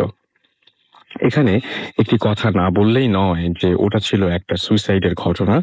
যাই হোক, পিক আপ ভ্যানের সামনে ড্রাইভারের সিটে বসেছিল আমার ফ্রেন্ড শাকিল, আর তার পাশে বসেছিল ওর পরিচিত একটা ছেলে, যে ছিল সবসময় কোনো না কোনো ট্রিপ গেলে ওর সাথে থাকে। আর গাড়ির পেছনে লাশটি ফ্লোরে শুয়ে রাখা হয়েছিল। আর লাশটার সাথে পিছনে ৩ জন লোক ছিল। ওরা ওদের জার্নি শুরু করলো। কখন কোনো রকম প্রবলেম ছাড়াই ওরা মাওয়া পৌঁছে গেল। তারপর মাওয়া থেকে খুব ভালোভাবেই ফেরি পার হয়ে তারা যেটা করলো সেটা হচ্ছে যে কাউরাকান্দি ঘাটে গিয়ে পৌঁছালো। যথারীতি তারা আবার যাত্রা শুরু করলো এবং কাউরাকান্দি ঘাটের কিছুক্ষণ পরে একটা ছোট ব্রিজ আছে। জায়গাটার নাম আমার মনে নেই। ওখানে যাবার কিছুক্ষণ থেকেই ওর খুব মানে যেটা হচ্ছিল সেটা হচ্ছে অস্বস্তি লাগছিল। ওর কেন যেন মনে হচ্ছে যে কে যেন পিছু নিয়েছে ওদের, অর্থাৎ ওর বারবার মনে হচ্ছিল যে গাড়ির পেছনে পেছনে কেউ যেন আসছে। বাট ও লুকিং গ্লাস থেকে যখনই তাকালো লুকিং গ্লাসের দিকে, দেখা গেল যে পিছনে কিছুই নেই, এমনকি কোনো গাড়িও নেই। যাই হোক, বিপদটা ঘটলো যখন ওরা ব্রিজ পার হলো। ওর গাড়ির স্পিড ছিল তখন আনুমানিক 90 কিলোমিটার পার, এই স্পিডটা ছিল আর কি 90 কিলোমিটার পার আওয়ার। এবং সে যেটা করলো সেটা হচ্ছে যে সে সময় হঠাৎ করে গাড়ির পেছন থেকে চিৎকার করে উঠলো, লাশের সাথে বসে থাকা ৩ জন লোক, লাশ পড়ে গেছে। তখন আমার ফ্রেন্ডটি গাড়ির গতি কমিয়ে দিতে শুরু করলো ও গাড়িটি থামালো। ওরা গাড়ি ঘুরিয়ে ওই জায়গায়, মানে যেহেতু কিছুটা দূরে চলে এসেছিল, গাড়িটা অনেক স্পিডে ছিল সেই জন্য, তো গাড়িটা ঘুরিয়ে যখন সেই জায়গায় আসলো, সে তখন দেখলো যে লাশটি রাস্তার কোথাও নেই। তো তিনি বলছেন যে আপনি হয়তো আমাকে বলছেন যে রাসেল ভাই, আপনি হয়তো দেখেছেন যে পিকআপ ভ্যানের পেছনের জায়গাটা থাকে, ওখানে চারপাশে প্রায় ২.৫ থেকে ৩ ফিট জায়গা থাকে, যেটা হচ্ছে উঁচু একটা রেলিং এর মতন দিয়ে ঘেরা থাকে। এবং ওইখান থেকে লাশ কোনোভাবেই ৩ জন মানুষ থাকা সত্ত্বেও কোনোভাবেই লাশটি পড়ে যেতে পারে এরকম ভাবার কোনো কারণ নেই। যাই হোক, কিভাবে পড়ে গেল সেটা একটা প্রশ্নই থেকে গেল এবং পেছনে যারা বসেছিল তারা কোনো ঝাঁকুনি অনুভব করেনি, অথচ লাশটা পড়ে গেছে। অর্থাৎ লাস্টে যে গাড়িটা যে কোনো জায়গায় পড়ে ঝাঁকুনি খেয়েছে এবং সেটা জাম্প করে কোনো জায়গায় চলে গেছে, এরকমও কোনো ঘটনা ঘটেনি। যাই হোক, ওরা সবাই মিলে লাশটা খুঁজতে শুরু করলো। অনেকক্ষণ খোঁজাখুঁজির পরে লাশটা রাস্তার এক পাশে পড়ে থাকতে দেখা গেল। আমার ফ্রেন্ডটি অনেক ভয় পেয়েছিল, তাই গাড়ি থেকে নামেনি। লাশটি পাওয়ার পরে লাশটার সাথে যেই লোকজন ছিল তারা এবং আমার ফ্রেন্ডের গাড়ির যেই হেল্পার ছিল, ওরা সবাই মিলে লাশটি গাড়িতে তুললো। তারপরে ওরা অনেক ভয়ে ভয়ে আবার যাত্রা শুরু করলো। আমার ফ্রেন্ডটি অনেক ভয় পেয়েছিল, কারণ জানতো যে লাশের গাড়িতে অনেক প্রবলেম হয়, কিন্তু ওর কখনো এই অভিজ্ঞতা ছিল না। যাই হোক, ওরা দোয়া পড়তে পড়তে আস্তে আস্তে একটু করে এগোতে শুরু করলো এবং মোস্তফাপুর নামে একটা জায়গা আছে, যেখানে এসে আবার একটা বিপদের সম্মুখীন হলো তারা। আবার লাশটি পড়ে গেল। এইবারে আমার বন্ধু অনেক বেশি ভয় পেয়ে গেল। গাড়িটি অনেক সামনে চলে এসেছে, যে জায়গায় লাশ পড়ে আছে সেই জায়গা থেকে ও আস্তে আস্তে গাড়ি সাইড করে। এইবার ও কি করবে বুঝে উঠতে পারছে না। তারপরে গাড়ি ঘুরিয়ে লাশটা পড়ে যাবার জায়গাটায় চলে আসে। সবাই গাড়ি থেকে নামে এবং নেমে যায়, কিন্তু আমার ফ্রেন্ডটি গাড়ি থেকে নামলো না। ও বেশি ভয় পেয়ে গিয়েছিল ততক্ষণে। ও গাড়ির গ্লাসগুলো দিকে তাকায় এবং ভয়ে অনেক বেশি ঘামতে শুরু করে। অন্যদিকে বাকি সবাই লাশ খুঁজতে থাকে, কিন্তু কোনোভাবেই লাশ আগের মতোই খুঁজে পাওয়া যাচ্ছিল না। এবং লাশটি যে জায়গায় পড়েছিল, ওরা সেই জায়গা থেকে বেশ এগিয়ে গিয়েছিল। এবার গাড়িটি ঘুরিয়ে বরিশালের দিকে আস্তে আস্তে এগোতে থাকলো এবং বাকি সবাই রাস্তার দুই পাশ খুঁজতে থাকে। কিছু দূর এগোনোর পর ওরা লাশটি খুঁজে পায় এবং প্রবলেম হলো তখন যেটা হয়েছিল সেটা হচ্ছে লাশটি যেই চাটাই মোড়ানো ছিল সেই চাটাইটা অনেক অংশ নষ্ট হয়ে গিয়েছিল বা ছিঁড়ে গিয়েছিল। আমার বন্ধুটি তখন গাড়ি থেকে নেমে আসে। ওরা ধরে নেয় যে লাশটি পড়ে যাওয়ার ফলে যেটা হয়েছে সেটা হচ্ছে চাটাটা ছিঁড়ে গেছে, কিন্তু ওরা তখনই আবিষ্কার করলো যে লাশটির গলা থেকে মাথার অংশটুকু নেই। ওরা সবাই তখন অনেক বেশি ভয় পেয়ে গিয়েছিল। অনেক খোঁজাখুঁজির পরে ওরা কোনোভাবেই মাথাটা আর খুঁজে পেল না, কিন্তু ওরা যখন গাড়িতে লাশ নিয়ে উঠেছিল তখন লাশটির মাথা ছিল এবং তারা সেটা দেখেও নিয়েছিল। তাহলে এই লাশটা মাথাটা গেল কোথায়? এরপরে কি হয়েছিল তা ওর কাছ থেকে আর জানা হয়নি। আমার ফ্রেন্ডের কথাগুলো বলতে গিয়ে ওর সমস্ত গায়ের লোম দাঁড়িয়ে গিয়েছিল এবং ওর মধ্যে তখন অনেক ভয় কাজ করছিল। আমি জানি না এই ঘটনা কিভাবে ব্যাখ্যা করা যাবে। আমি এবং তারপরে লিখেছেন যে তিনি স্টুডিওতে আসতে পারবেন না, তার ঘটনা যেন শেয়ার করা হয়। আমি শেয়ার করে ফেললাম এই ঘটনাটি। তবে বাকি অংশটুকু তারপরে কোনো প্রবলেম হয়েছিল কিনা এটা জানতে পারলে খুব ভালো হতো। ঘটনাটি কমপ্লিট না, বাট আমার পড়তে গিয়ে খুব ভালো লেগেছিল, সো আপনাদের সাথে শেয়ার করলাম। Bhoot FM. The night comes alive with Graminphone.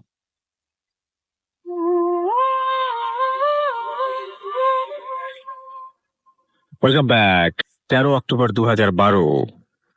একটি রাস্তা, যে রাস্তাটা কেবলই উঁচু হয়ে যায়। যতই আপনি সমান করবেন রাস্তা উঁচু হয়ে যায়। কি মনে হচ্ছে না একটু অদ্ভুত আছে? 13 তারিখের ঘটনা। শুক্রবার ছিল সেদিন, ফ্রাইডে দ্য 13।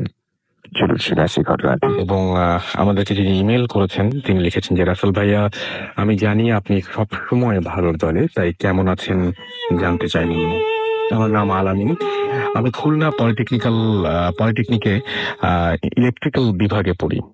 আমি ভূত এফএমের একজন নিয়মিত শ্রোতা। আজ আমি আপনার সাথে একটি ঘটনা শেয়ার করব। আমার পক্ষে আপনাদের অফিসে যাওয়া সম্ভব নয়, তাই ঘটনাটি আপনি পড়ে শোনালে খুব খুশি হব।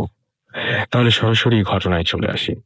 ঘটনাটা গত বছরের গ্রীষ্মের ছুটিতে বাড়িতে বেড়াতে গেছি। জায়গাটা বরগুনা। আমি যেদিন বাসায় পৌঁছালাম তার কয়েকদিন পরের ঘটনা। আমাদের এলাকায় হাফিজ নামে একজন লোক থাকতেন। লোকটা ছিল খুবই বদমেজাজি আর রাগী। সবার সাথেই তার ঝগড়া লেগেই থাকতো। এমনকি নিজের ভাইয়ের সাথেও জমি সংক্রান্ত ব্যাপারে অনেক দিন যাবৎ তার ঝগড়া লেগেছিল। হয়তো এত শত্রু থাকার কারণেই কে বা কারা এক রাতে বাজার থেকে আসার সময় তাকে মেরে ফেলে।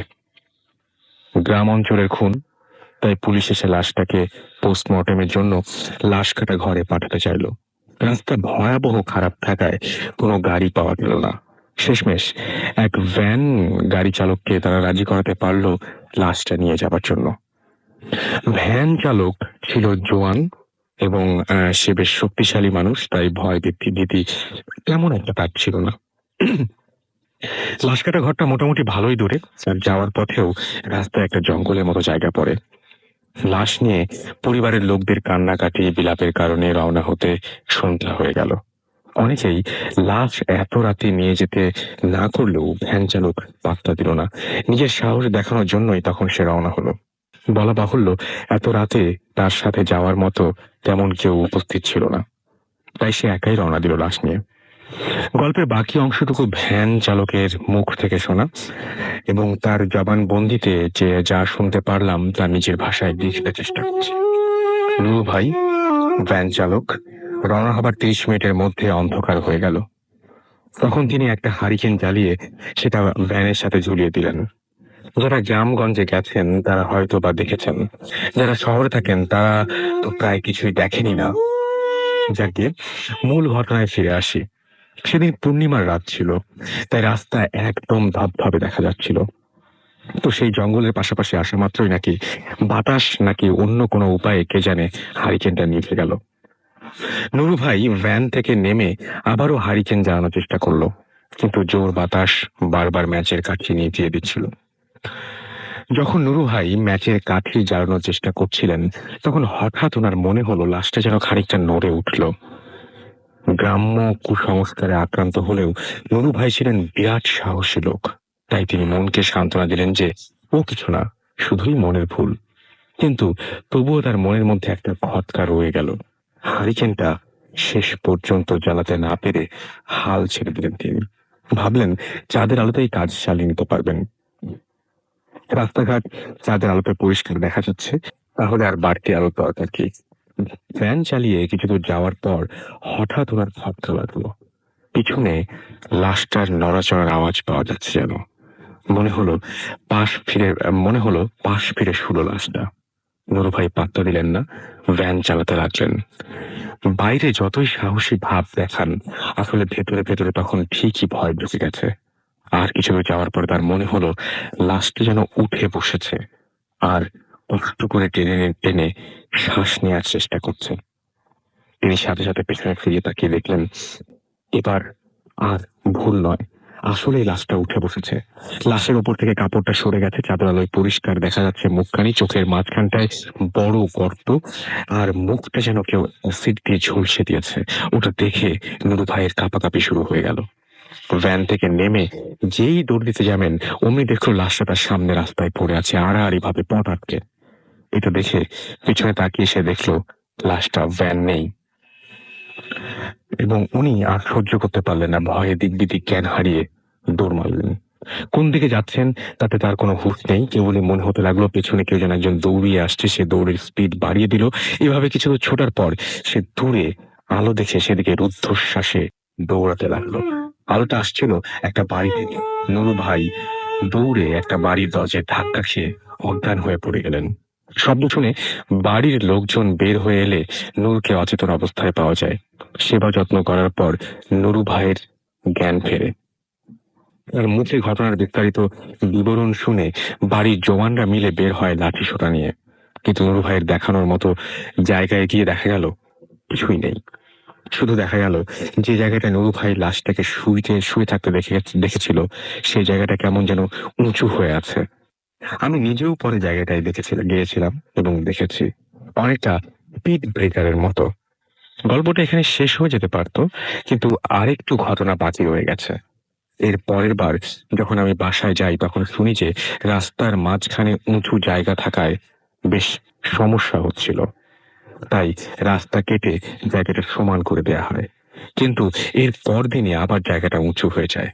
আবারও গ্রামবাসী মিলে জায়গাটা কেটে সমান করে দেয়, কিন্তু কিছুদিন পর আবারও সেই জায়গাটি আগের মতো উঁচু হয়ে যায়।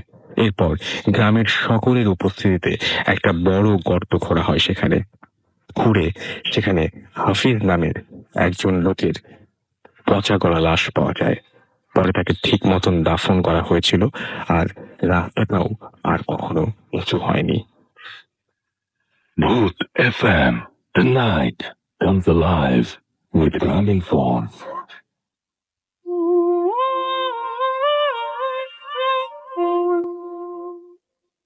Radio Furti 88.0 FM. Booth FM. The night comes alive with Gramophone.